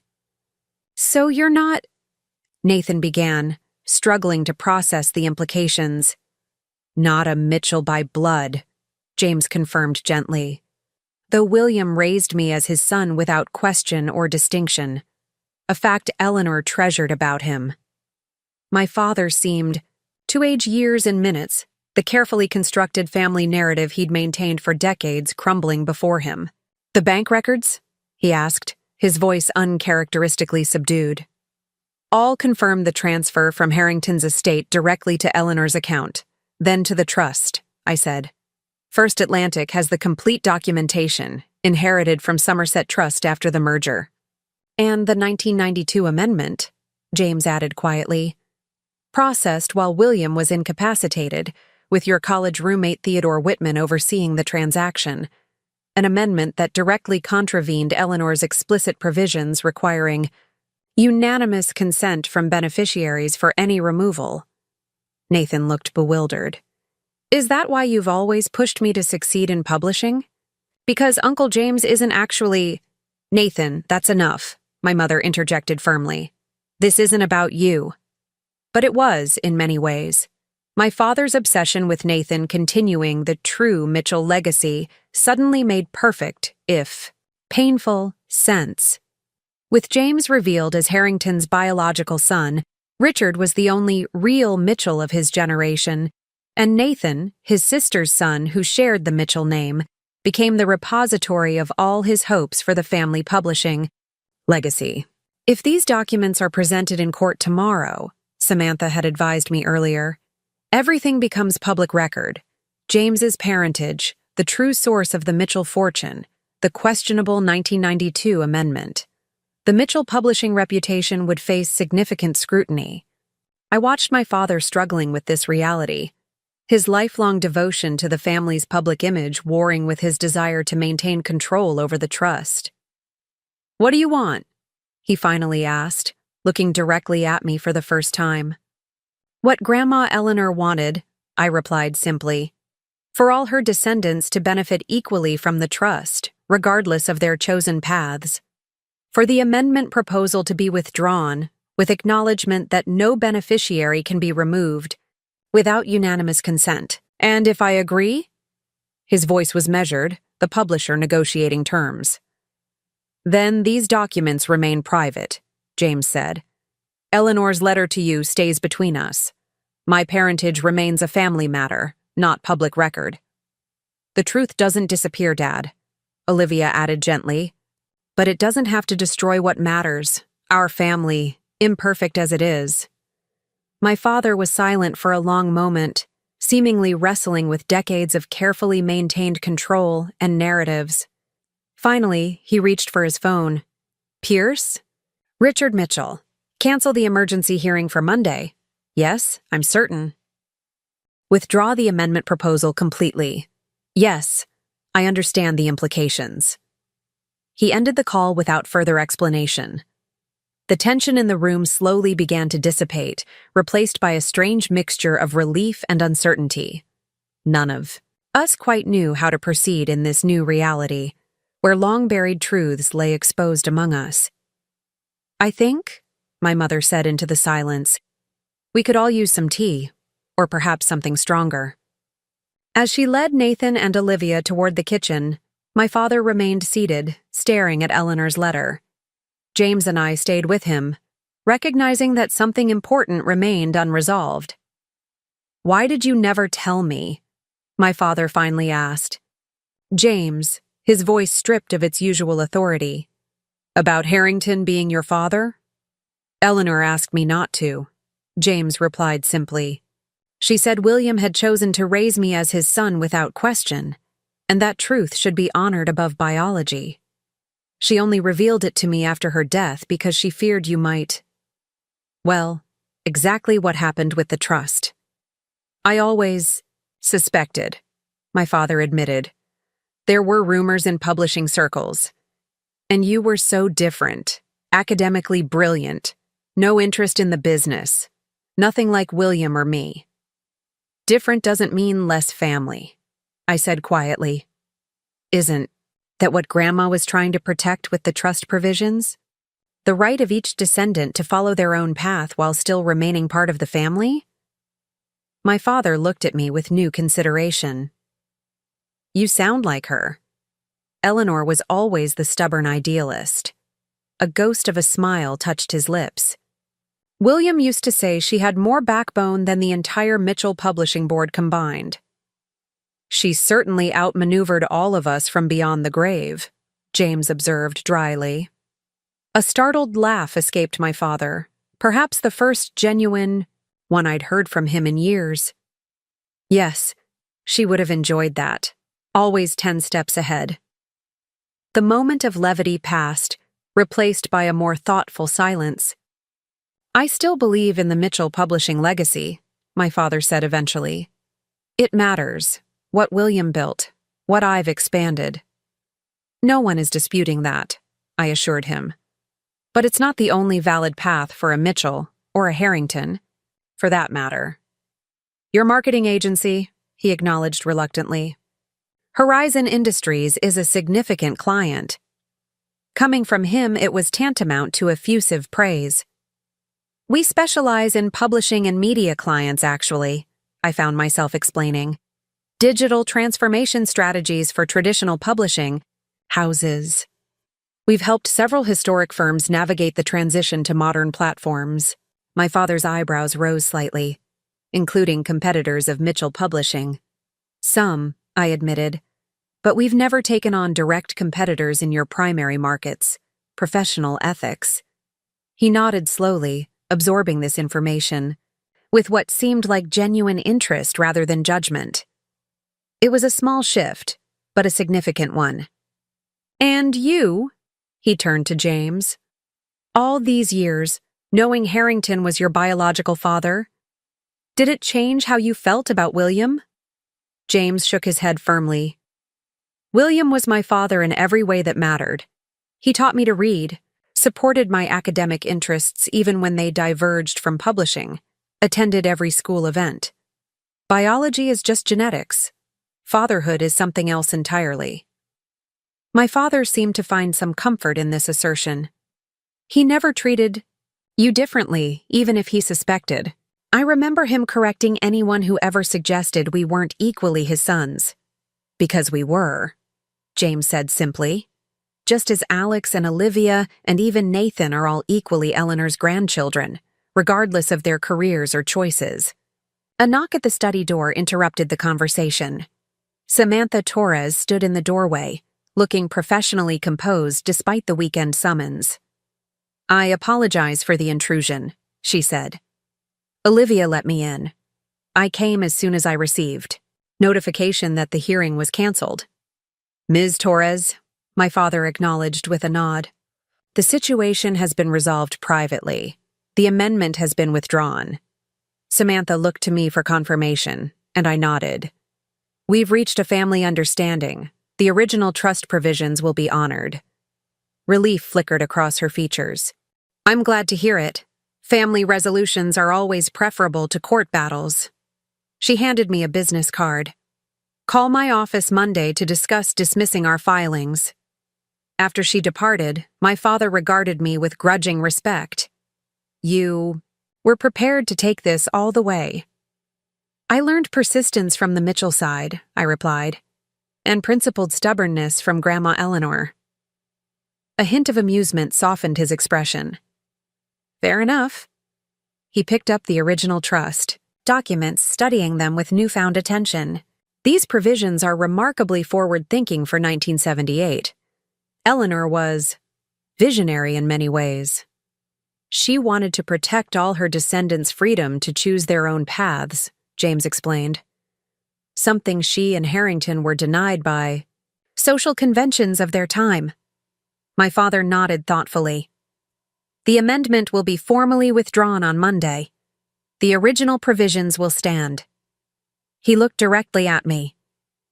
You remain a full beneficiary, as Eleanor intended. It was the outcome I'd fought for, yet somehow it felt secondary now to the deeper revelations about our family. Thank you, I said simply. Don't thank me, he replied with unexpected honesty. I was wrong to attempt the amendment. Eleanor's wishes were clear, and He hesitated. I allowed personal disappointments to cloud my judgment. Coming from Richard Mitchell, this near apology was extraordinary. Perhaps we all have opportunities to reconsider certain assumptions, I offered. Indeed. He gathered Eleanor's letter and carefully returned it to its envelope. I believe I'll keep this in a safer place. A reminder of sorts. As James and I rose to join the others in the kitchen, my father remained seated, seemingly lost in thought. At the door, he called my name. Alexander. This digital transformation work your agency does for publishers. I might be interested in hearing more about it. Not immediately, but perhaps soon. It wasn't a job offer or even a client proposition. More an opening, a small crack in a door that had been firmly closed for years. Whenever you're ready, I replied. I'm not going anywhere. In the kitchen, we found an unexpected tableau. Nathan and Olivia engaged in earnest conversation over teacups, with my mother adding cookies to a serving plate with mechanical precision, clearly processing the afternoon's revelations in her own methodical way. Everything all right? Olivia asked as we entered. The amendment has been withdrawn, I confirmed. The original trust provisions will stand. Relief washed over her face. Good. That's good. Nathan has something he'd like to say, my mother prompted gently. Nathan stood, visibly uncomfortable, but determined. I've been thinking about the digital publishing platform I've been developing. It needs work. He looked directly at me for perhaps the first time without competitiveness or resentment. Your agency has expertise in digital transformation for publishers. I could use some professional guidance, paid consultation. Of course. The offer caught me completely off guard. I'd be happy to review what you're working on, I found myself saying. We could start with an informal assessment. That would be helpful, Nathan said stiffly, but with what seemed like genuine relief. As Uncle James began helping my mother with the tea service, a domestic task I'd never seen a man perform in this house before, I caught Olivia's eye. She smiled slightly and shrugged as if to say, "Stranger things have happened." And indeed, they had. In the space of a week, generations of family secrets had unraveled, revealing a more complex and ultimately more human history than the polished narrative I'd been raised with. James Harrington and Eleanor Campbell's thwarted love. William Mitchell's quiet dignity in raising another man's son as his own. My grandmother's foresight in protecting her descendants' freedom of choice through careful trust provisions. Even my father's flawed but understandable desire to preserve what he saw as the Mitchell legacy. None of it was the simple story of publishing success and Mitchell exceptionalism I'd grown up with. It was messier, more painful, but also richer and more authentic. As we gathered around the kitchen table, a space usually reserved for staff, not family gatherings, the conversation remained cautious but notably free of the usual tensions and performance. Nathan asked reasonably intelligent questions about digital marketing strategies. My mother inquired about a new client project with what seemed like genuine interest. Uncle James shared anecdotes about Eleanor that painted her as far more determined and strategic than the supportive publishing wife I'd always envisioned. My father joined us eventually, still subdued, but making visible efforts to engage differently. When he mentioned Mitchell Publishing's quarterly results, he did so not as a rebuke to my different path, but simply as family news to be shared. Small steps, imperfect ones, but movement nonetheless toward what Eleanor had perhaps hoped for all along, a family defined not by rigid adherence to a singular legacy, but by respect for each member's unique contribution. By evening, as Olivia and I prepared to leave, Uncle James pulled me aside in the front hallway. "Eleanor would be proud of you," he said quietly. "Not just for standing your ground, but for seeking truth while still valuing family bonds." "I had a good example in you," I replied. "Standing between two worlds all these years, honoring both William's love and Eleanor's truth." He smiled slightly. "Family is rarely the simple narrative we try to make it. It's contradictions and compromises, secrets and sacrifices. The truest legacies often lie in what goes unspoken." "Not anymore," I observed. "At least not about this." "No," he agreed. "And perhaps that's Eleanor's final gift to us all. Freedom from secrets too long maintained." As Olivia and I drove away from Cedar Grove Estate, the grand house that had always symbolized the Mitchell legacy appeared somehow different in the evening light, not diminished by the revelations about its funding source or the complicated history behind its prosperity, but more human, more authentic in its imperfections. "Do you think things will actually change?" Olivia asked, watching the house recede in the side mirror. "Some will, some won't," I replied honestly. "Dad is still Dad. The publishing legacy still matters deeply to him, but maybe there's room now for different interpretations of what family contribution means." "Nathan seemed almost human when asking about your marketing expertise," she observed with a hint of amusement. "Miracles never cease," I agreed, though I suspect his sudden interest has something to do with Dad's revelation, that he wants to discuss digital transformation with me soon. "Always the competition with those two," Olivia sighed. "At least now you know it wasn't personal, just Dad's complicated relationship with legacy and bloodlines." As we reached the main road, my phone buzzed with a text from David Chen. "Heard the emergency hearing was canceled? Good resolution?" "Better than expected," I replied. "Family truths revealed, original provisions upheld. Thank you for your help." His response came quickly. "Glad to hear it. Perhaps your grandmother and my mother were right. Some truths should always be available, even when not discussed." I smiled at the echo of Eleanor's philosophy. The Mitchell family trust would continue as she had intended, supporting all her descendants equally as they forged their own paths. The truth about its origins and James's parentage would remain within the family, honored but no longer weaponized. And as for my place in that family?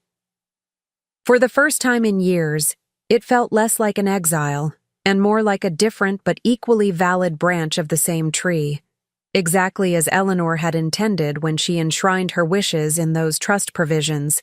All those years ago, you know, Olivia mused as we drove toward the city. Grandma Eleanor was pretty remarkable, orchestrating all this protection for us from decades ago. She was, I agreed. Makes you wonder what other surprises might be waiting in that metal. Box at Maple Ridge. Olivia laughed. One family revelation at a time is enough, don't you think? Absolutely, I conceded. But it's nice to know the truth was always there, just waiting for the right moment to emerge.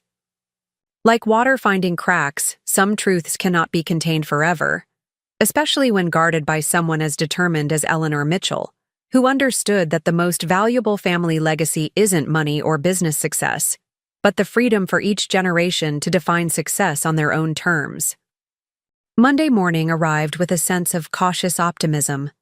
After confirming with Samantha that my father had indeed formally withdrawn the amendment proposal, I returned to work with a strange mixture of relief and disorientation. The marketing agency I'd built over 7 years, the career choice that had initially sparked the rift with my father, now felt like a sanctuary of normalcy amid the upheaval of family revelations. You look different, Megan observed as I reviewed the week's client schedule at our morning briefing. Less tense. Family matters, I explained vaguely. Finally resolved. She nodded, wisely not pressing for details. Well, whatever it was, I'm glad it's sorted. Horizon Industries scheduled a follow-up meeting for Thursday. They loved the campaign concepts. I threw myself into work, grateful for the familiar routine of client calls and creative reviews. By midday, however, an unexpected name appeared on my caller ID, Nathan Mitchell. Alex, he began without preamble, his tone uncharacteristically hesitant. About that consultation offer, for my digital platform. Are you still willing to review it? Of course, I replied, surprised by his initiative. When were you thinking? Would tomorrow work? I could come to your office, see your operation firsthand. The suggestion that Nathan would come to my territory rather than summoning me to his was novel enough to indicate a genuine shift. Tomorrow afternoon, 3 o'clock? Perfect. And Alex? He paused awkwardly. Thanks. For not, making this more difficult than it needed to be. The admission of vulnerability from my perpetually competitive cousin was perhaps more shocking than any of the trust revelations. Family is complicated enough without adding unnecessary drama, I offered. Right. Yes. Exactly. He sounded relieved. See you tomorrow? After ending the call, I sat contemplating this new development. Nathan seeking my professional guidance represented a seismic shift in our relationship, one that would have been unthinkable just days ago. My desk phone buzzed. Alex, David Chen from First Atlantic Financial is here to see you, Megan announced. He doesn't have an appointment. Surprised, I asked her to send him in. Chen entered my office with his usual precise demeanor, though he seemed slightly less formal than during our previous bank meetings. I hope I'm not interrupting, he said, declining my offer of coffee. I wanted to deliver these documents personally rather than through courier. He handed me a sealed envelope bearing the First Atlantic logo. What's this? Your father visited the bank this morning, Chen explained. He requested complete documentation of the Mitchell Family Trust, including all amendments and the original formation documents. He also authorized full disclosure of these records to all named beneficiaries. I stared at the envelope in surprise. He specifically included me in this authorization? He insisted on it, Chen confirmed with a small smile. Said something about honoring Eleanor's intentions fully and ensuring all beneficiaries had equal access to trust information going forward.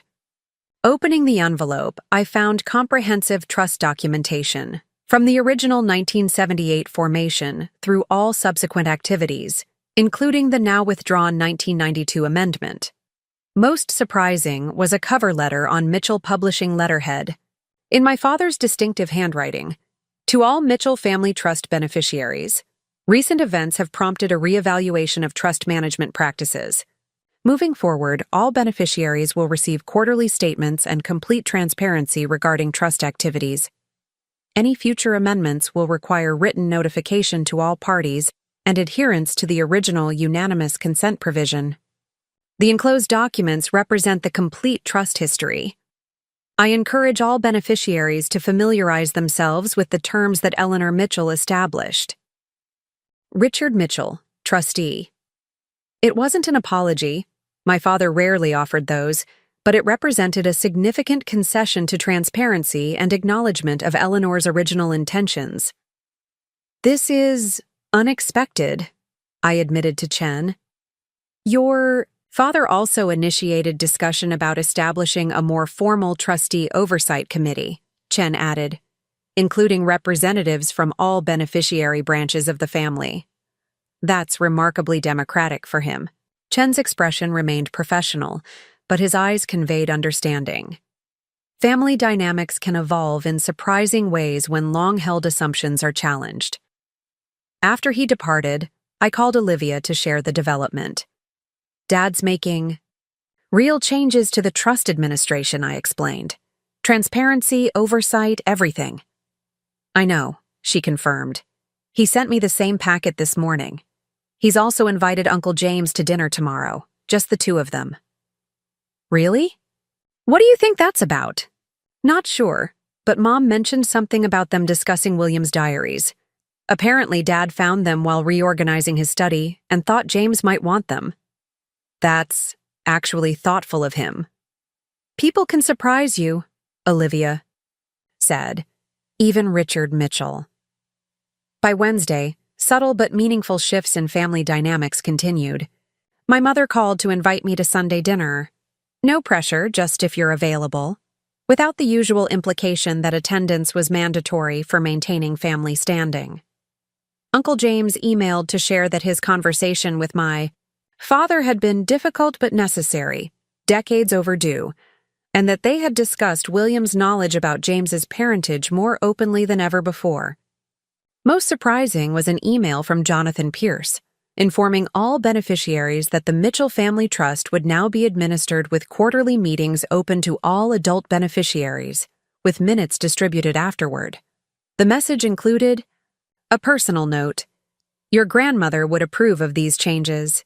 She was remarkably forward-thinking in her original trust design. Thursday afternoon brought Nathan to my office, clutching a tablet with his digital publishing platform prototype. As I gave him a tour of Mitchell Creative, I noticed him studying our workspace with genuine curiosity. You've built something impressive here, he acknowledged as we settled into the conference room. How many people now? 15 full-time, plus a network of specialized contractors for specific project needs. And all self-financed? The question held none of his usual competitiveness, just professional interest. Mostly. I took a small business loan initially, paid it off within 3 years. We've been profitable since year 2.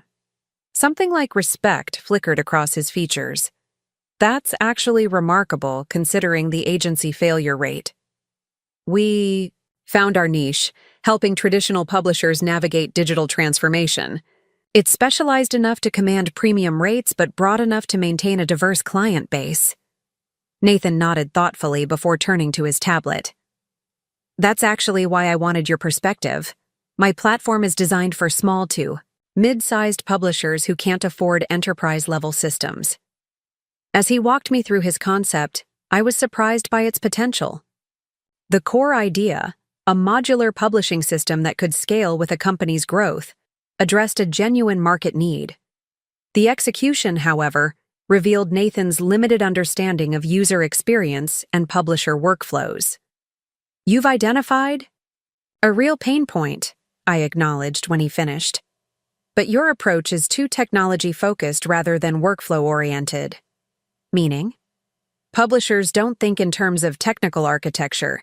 They think in terms of manuscripts, editorial, calendars, production schedules. Your interface needs to speak their language, not force them to learn yours.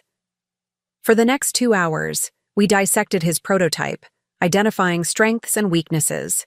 To my surprise, Nathan took notes diligently, occasionally defending his choices, but mostly absorbing the feedback with uncharacteristic humility. "This is actually incredibly helpful," he admitted as we wrapped up. "Would you consider a more formal consultation arrangement? Paid, of course. I'd need to check potential client conflicts, but provisionally, yes." He hesitated, then added, "Uncle Richard mentioned you might present some digital transformation options for Mitchell Publishing as well." I kept my expression neutral despite my surprise. "He mentioned something similar. I'd be happy to prepare some initial thoughts." "Just so you know," Nathan said carefully, I encouraged him to explore it. "Your agency's track record speaks for itself." The admission that Nathan had actually advocated for my involvement represented perhaps the most significant shift yet in our relationship. "I appreciate that." As he was leaving, Nathan paused at the door. "This whole trust situation, it made me realize some things. About competition and family and—" he shrugged, uncomfortable with the emotional territory. "Anyway, I'm glad it worked out the way Grandma intended." "Me too," I replied simply. The following week brought another unexpected development.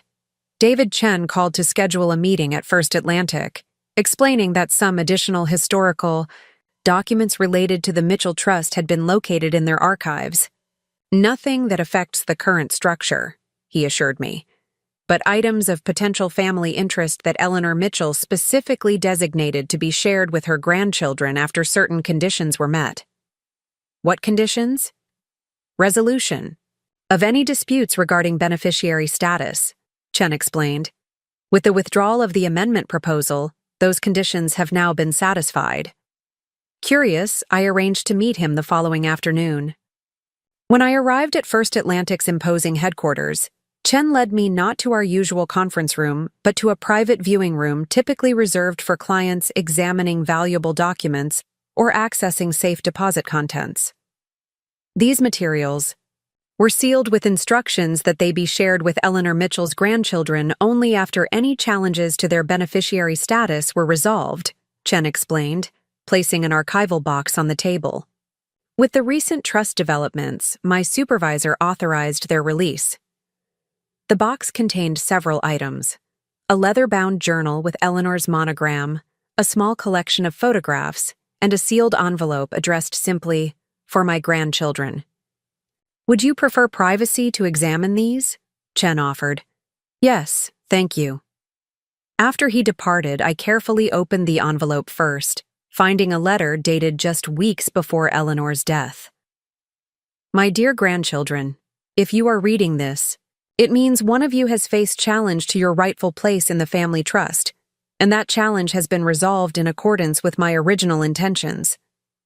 I am sorry you had to experience such difficulty, but perhaps it has led to greater understanding of our family's complex history. The journal enclosed contains my personal account of the years 1942-1948, my time with James Harrington, and the circumstances that led to my marriage to William Mitchell. I have never shared these memories during my lifetime to protect people. I loved deeply, but I believe you deserve to know the full truth of your heritage. The photographs include rare images of James Harrington that have never been publicly displayed. You may notice certain familiar features that persist through generations, nature's way of preserving connections even when society demanded they remain hidden. I established the Mitchell Family Trust with funds from James Harrington's estate, for a specific purpose, to ensure that all my descendants would have the freedom to choose their own paths without financial coercion. James and I were denied the freedom to follow our hearts due to social conventions and family expectations.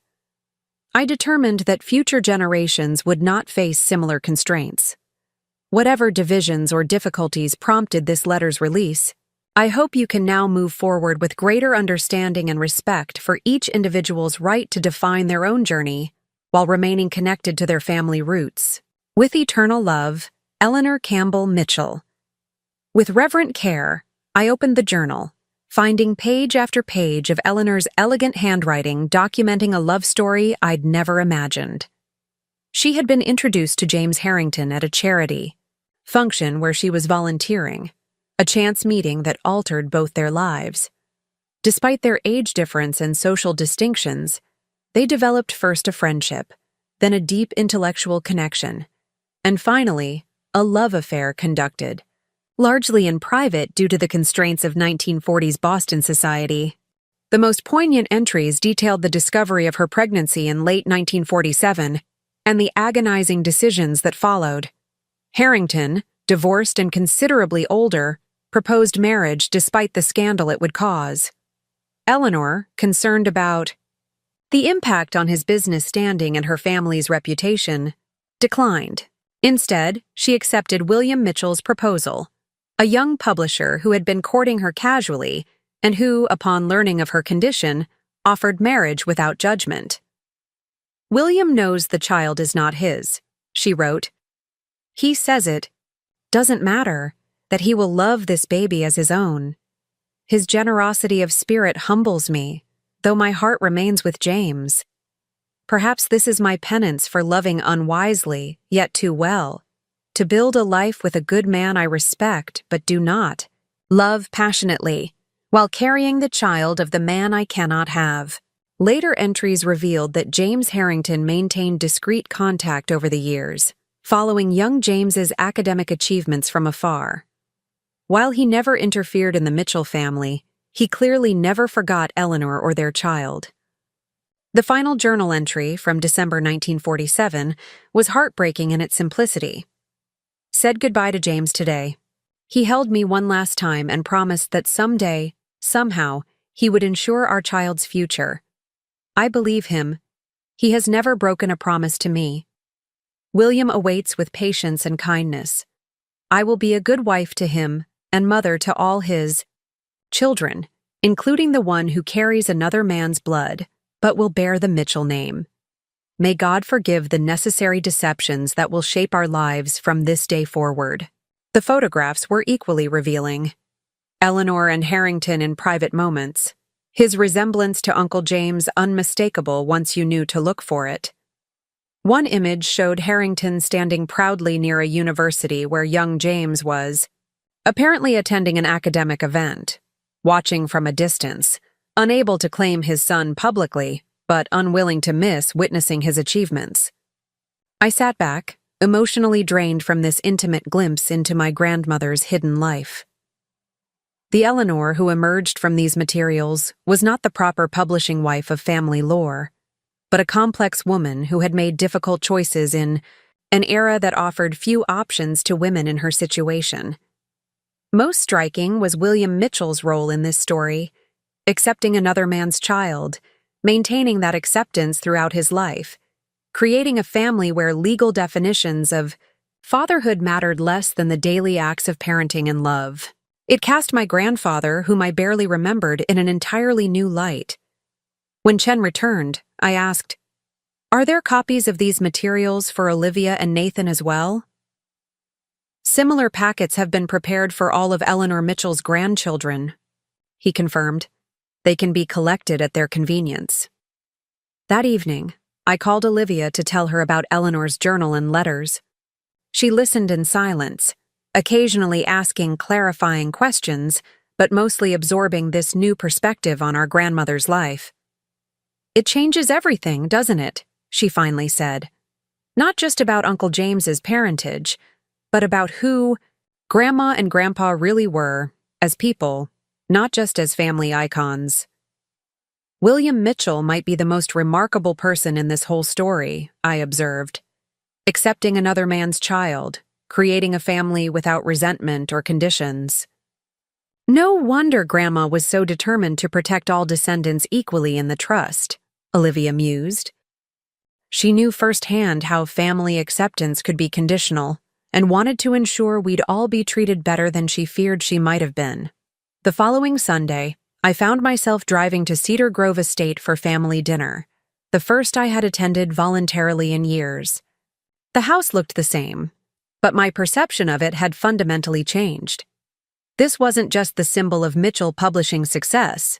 It was where Eleanor had built a life based on complicated choices, where William had demonstrated quiet dignity by raising James as his own, where generations of family history, both acknowledged and unspoken, had unfolded. Helen Mitchell greeted me with her usual perfect hostess manner, though there was a new softness in her expression. "Alex, we're so glad you could join us." In the parlor, I found Uncle James deep in conversation with my father, not the strained politeness of previous family gatherings, but an engaged discussion about old family photographs spread across the coffee table. Alexander, my father, acknowledged with a nod that, while not effusive, lacked its usual judgment. "James was just helping identify some of the people in these pre-war photos of your grandmother. Found them in William's diaries," James explained. "He was quite the amateur photographer in his younger days." Nathan arrived moments later, followed by Olivia. As we moved to the dining room, I noticed subtle but significant changes in our family dynamic. My father asked about my recent client presentations with genuine interest. Uncle James shared anecdotes about academic colleagues without my father's usual dismissive comments about ivory tower theories. Nathan described his digital platform progress, openly crediting my consultation for recent improvements. Midway through dinner, my father cleared his throat, a gesture that traditionally preceded some form of pronouncement. "I've been reviewing the Mitchell Publishing digital strategy," he began. "It's become clear we're behind the curve on several fronts." Nathan and I exchanged glances, uncertain where this was heading. "After consulting with the board, I've decided to create a formal digital transformation committee," he continued. "Nathan will represent the internal development team, and," he looked directly at me, "I'd like Mitchell Creative to serve as external consultants, providing objective assessment and recommendations." The offer, a professional recognition I'd never expected from my father, momentarily left me speechless. I'd be happy to develop a proposal," I finally managed. "Good. The committee meets monthly. The first session is scheduled for next week." It wasn't a grand emotional reconciliation. Richard Mitchell would likely never be comfortable with overt displays of feeling, but it represented a significant professional olive branch. After dinner, as James and I helped clear dishes, another novel development in the Mitchell household, where men had traditionally retreated to discuss business while women handled domestic matters, he murmured, "Eleanor would be pleased." "About the digital committee?" "About all of it," he clarified. "The trust transparency, Richard's gradual acceptance, even Nathan seeking your expertise." She believed deeply in each person contributing their unique strengths to the family, not conforming to a single approved model. Later, as I prepared to leave, my father appeared in the front hallway. "A moment, Alexander?" He led me into his study, the room that had been the site of so many tense confrontations over the years. From his desk drawer, he withdrew a small package wrapped in tissue paper. "I found this among Eleanor's personal effects," he said, handing it to me. "I believe she would have wanted you to have it." Unwrapping the tissue revealed a beautifully crafted fountain pen with a subtle Art Deco design. "It belonged to James Harrington," my father explained quietly. "He used it to sign all important documents. Eleanor kept it after his death. One of the few personal items she retained from their relationship." The significance of my father giving me this particular item, acknowledging not just Eleanor's hidden past, but the legitimacy of Harrington's place in our family history, was profound. "Why me?" I asked. "Why not Uncle James?" "James has other keepsakes from Harrington, things Eleanor left specifically for him. This," he gestured to the pen, "she designated for the grandchild who forges their own path. Given recent events, that seems appropriately you." I examined the pen carefully, noticing elegant initials engraved on the gold band, J.H. "Thank you," I said simply. "This means a lot." My father nodded, clearly uncomfortable with the emotional undercurrent, but committed to the gesture nonetheless.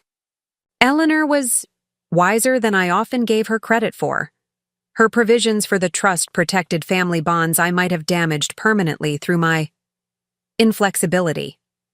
Coming from Richard Mitchell, this oblique acknowledgement of error was equivalent to a lengthy apology from anyone else.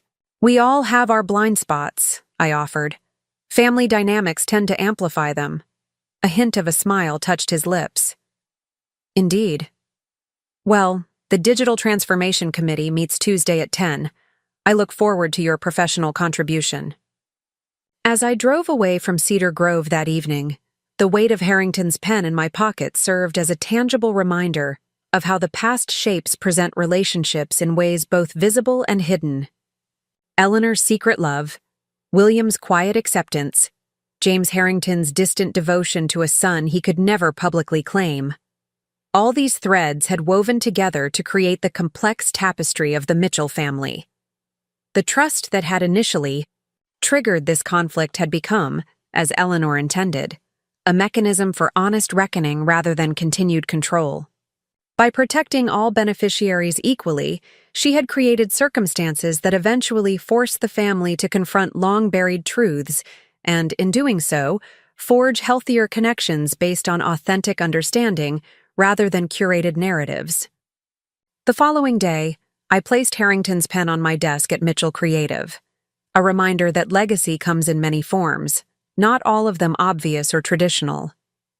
As I prepared materials for the upcoming Digital Transformation Committee meeting, I reflected on how my professional expertise, once viewed as a rejection of family tradition, was now being recognized as a valuable contribution to the Mitchell Publishing legacy. Later that week, David Chen called with an unexpected update.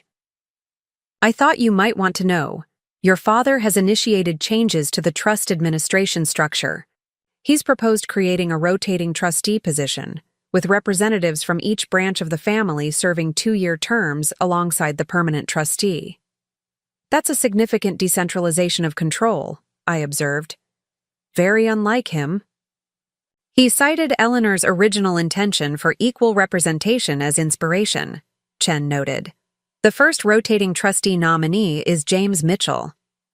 The symmetry was perfect.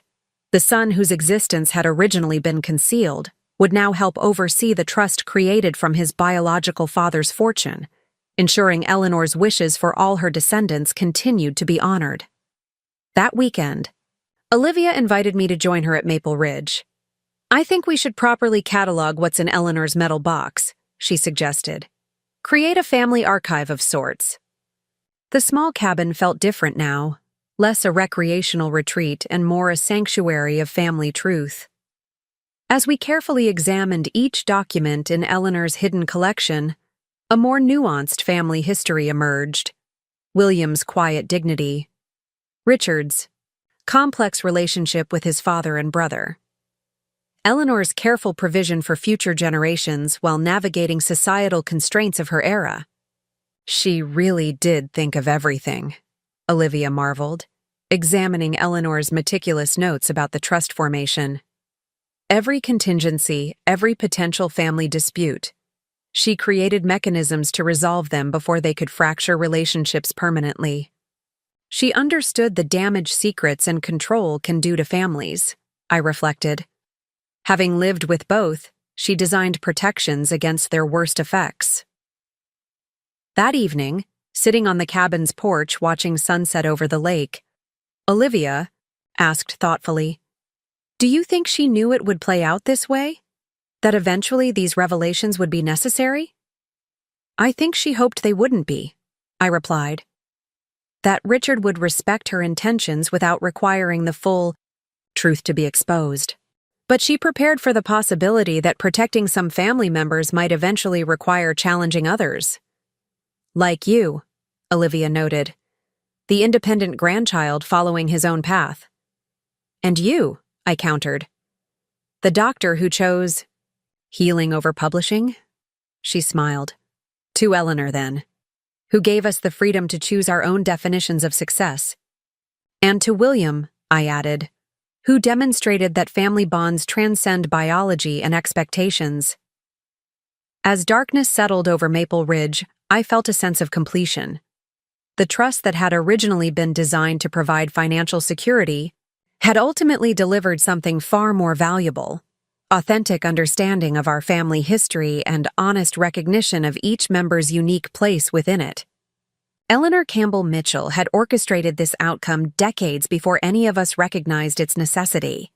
In protecting all her descendants equally, she had ensured that when the moment of reckoning finally arrived, truth would prevail over. Convenient narratives and genuine family bonds would survive the revelation of long-buried secrets. The Mitchell Family Trust would continue, but transformed, no longer a mechanism for control, but a structure for collaborative stewardship, exactly as Eleanor had intended when she converted James Harrington's inheritance into a legacy for all, their descendants. 6 months after the trust revelations, Mitchell Creative hosted a launch party for our newest division, Mitchell Digital Consulting. The elegant rooftop venue overlooked Boston's financial district, a deliberate choice that positioned us within view of both First Atlantic Financial and the Mitchell Publishing headquarters. Quite the symbolic location, David Chen observed, accepting a glass of champagne as he joined me near the edge of the terrace. Bridging family legacy and independent success. I thought it was appropriately poetic, I acknowledged with a smile. The evening represented the formal beginning of a partnership I could never have imagined half a year earlier. Mitchell Creative would now provide dedicated digital transformation services to publishing houses, with Mitchell Publishing as our flagship client. My father had not only accepted my expertise, but had publicly embraced it as essential to the family company's future. Alex, the Horizon team has arrived, Megan informed me, professional as always despite the celebratory atmosphere. And your family just checked in downstairs. Family. The word carried new dimensions now. My parents entered first. My father in his customary impeccable suit. My mother, elegant in midnight blue.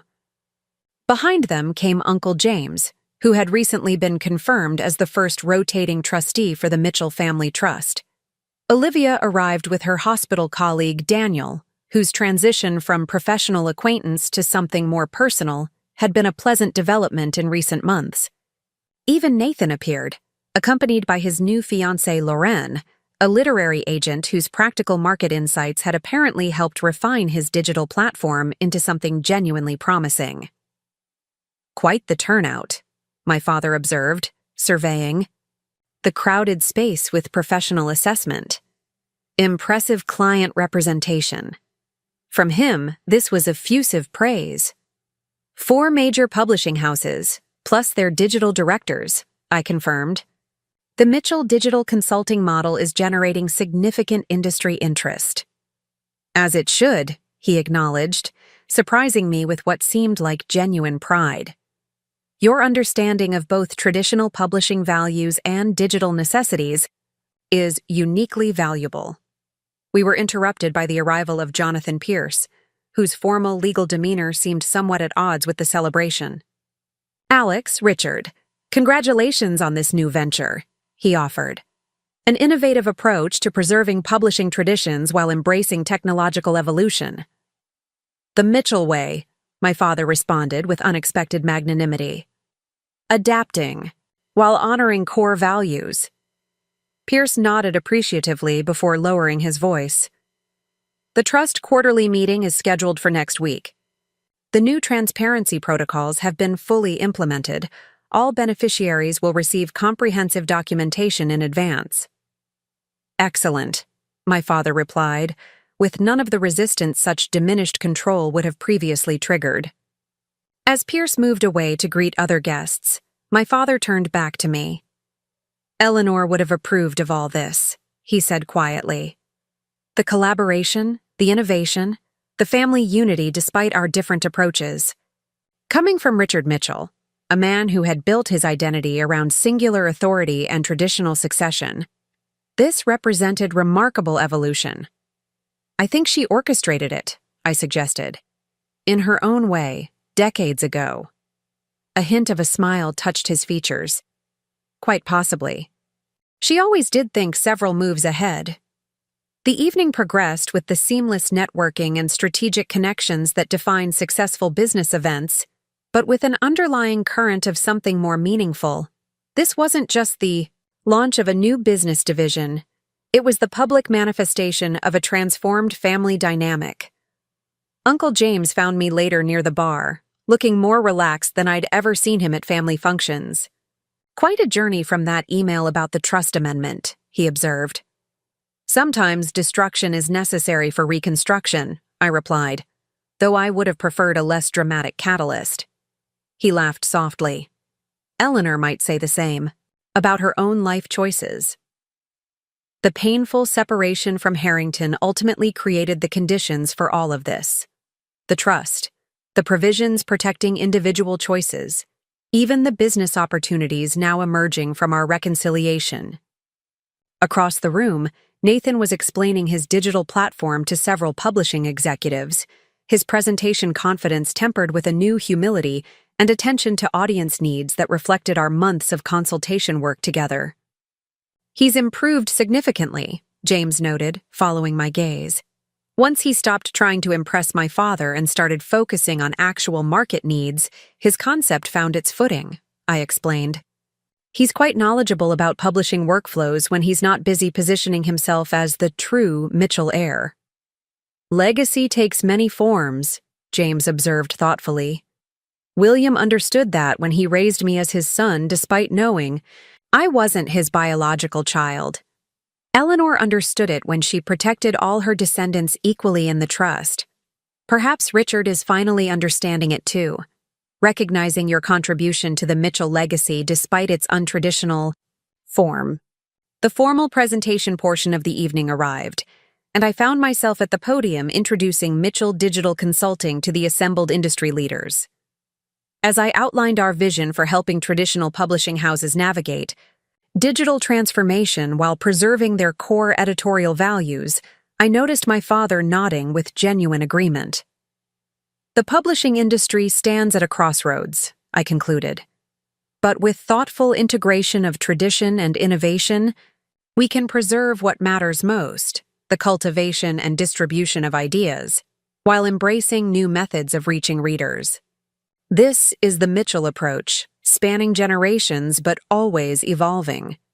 The applause was gratifying, but more meaningful was my father stepping forward to shake my hand publicly as the presentation ended, a gesture of professional respect that carried deeper personal significance for those who understood our history. As guests began departing later that evening, Olivia joined me on the terrace.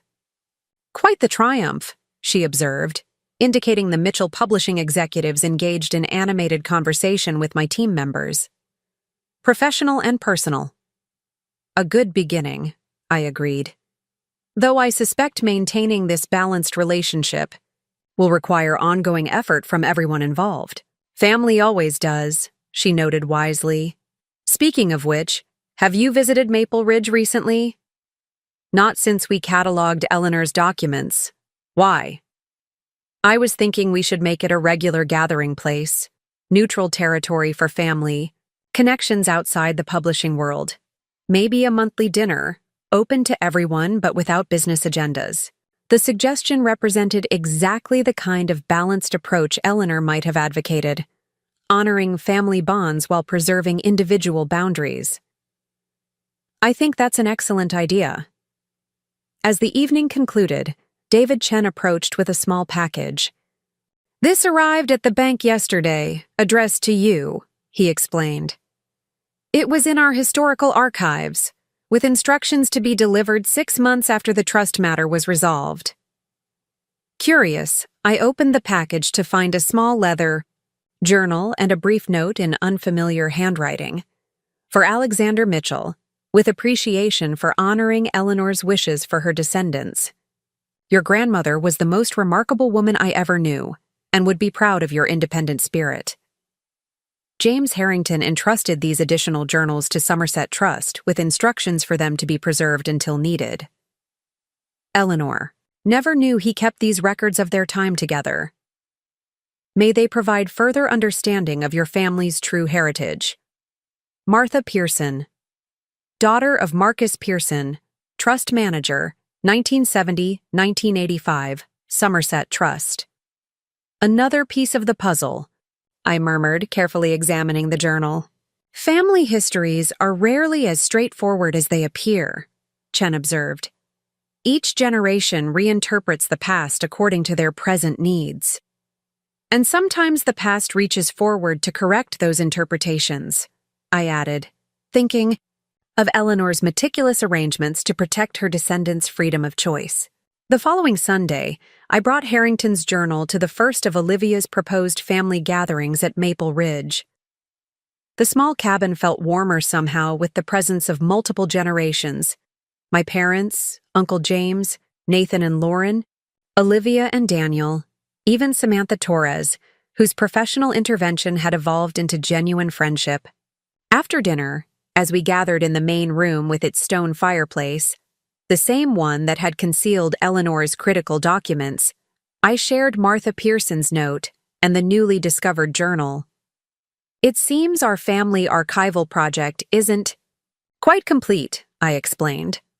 Uncle James accepted the journal with visible emotion.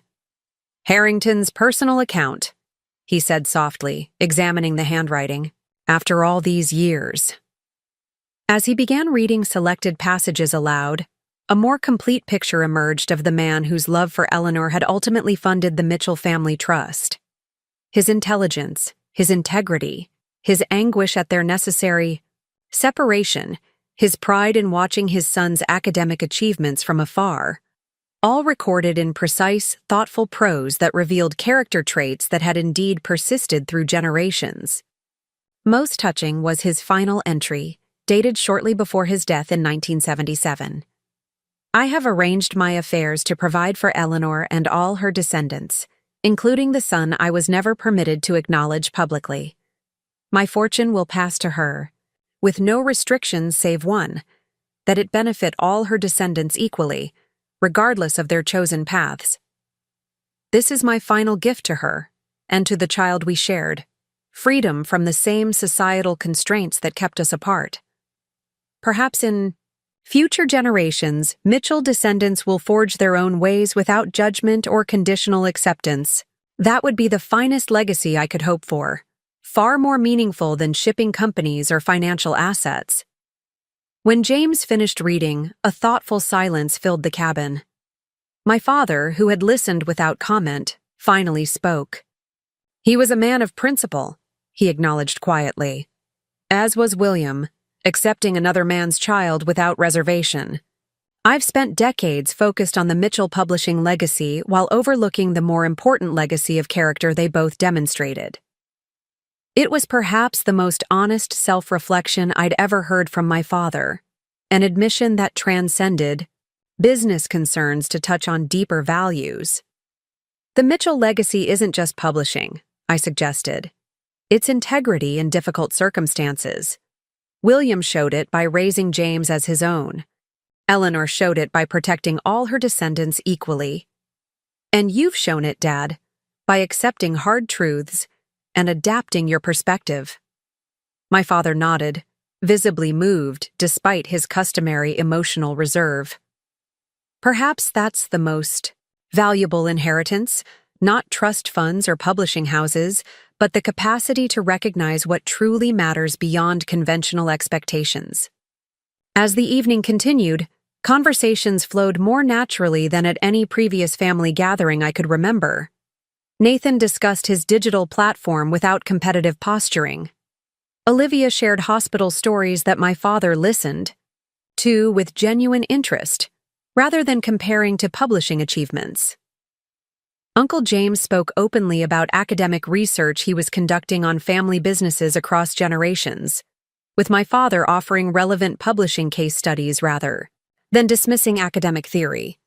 Later, as we gathered on the porch overlooking the moonlit lake, Uncle James placed Harrington's journal carefully back in its protective covering. "Family history is never quite what it seems on the surface," he observed. "Each generation views it through their own lens, emphasizing certain elements while minimizing others." "The Mitchell family narrative certainly got complicated," Nathan acknowledged with unexpected self-awareness.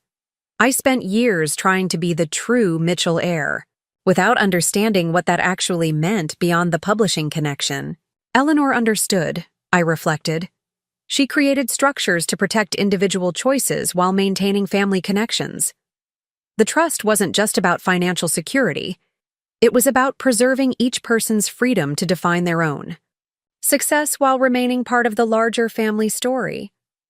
As the gathering eventually dispersed, my father lingered behind, examining the stone fireplace where Eleanor had hidden her most important documents. "She always did love this place," he said quietly. "Said it was where she felt most authentically herself. Away from expectations and prescribed roles," I suggested. He nodded thoughtfully. "I spent decades trying to control the Mitchell narrative. Who belonged, who didn't, what constituted acceptable participation in the family legacy. I never realized Eleanor had created a much more enduring legacy through her trust provisions. A legacy of freedom with connection," I offered. "Supporting each person's individual journey while maintaining family bonds." "Precisely." He turned to face me directly. "Your agency's work with Mitchell Publishing?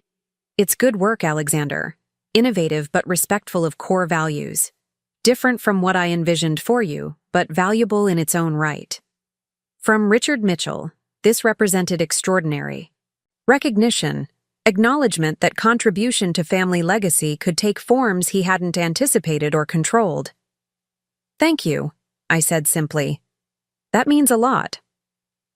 As we locked up the cabin and prepared to leave, I noticed Eleanor's wind chimes moving gently in the evening breeze, another small detail of her presence that had outlasted her physical life. Like her trust provisions and carefully preserved documents, they continued to make their presence felt, subtle but persistent reminders of values that transcended generations. The Mitchell family would continue to evolve, each member contributing their unique perspective to a shared legacy that was richer and more complex than any single narrative could capture.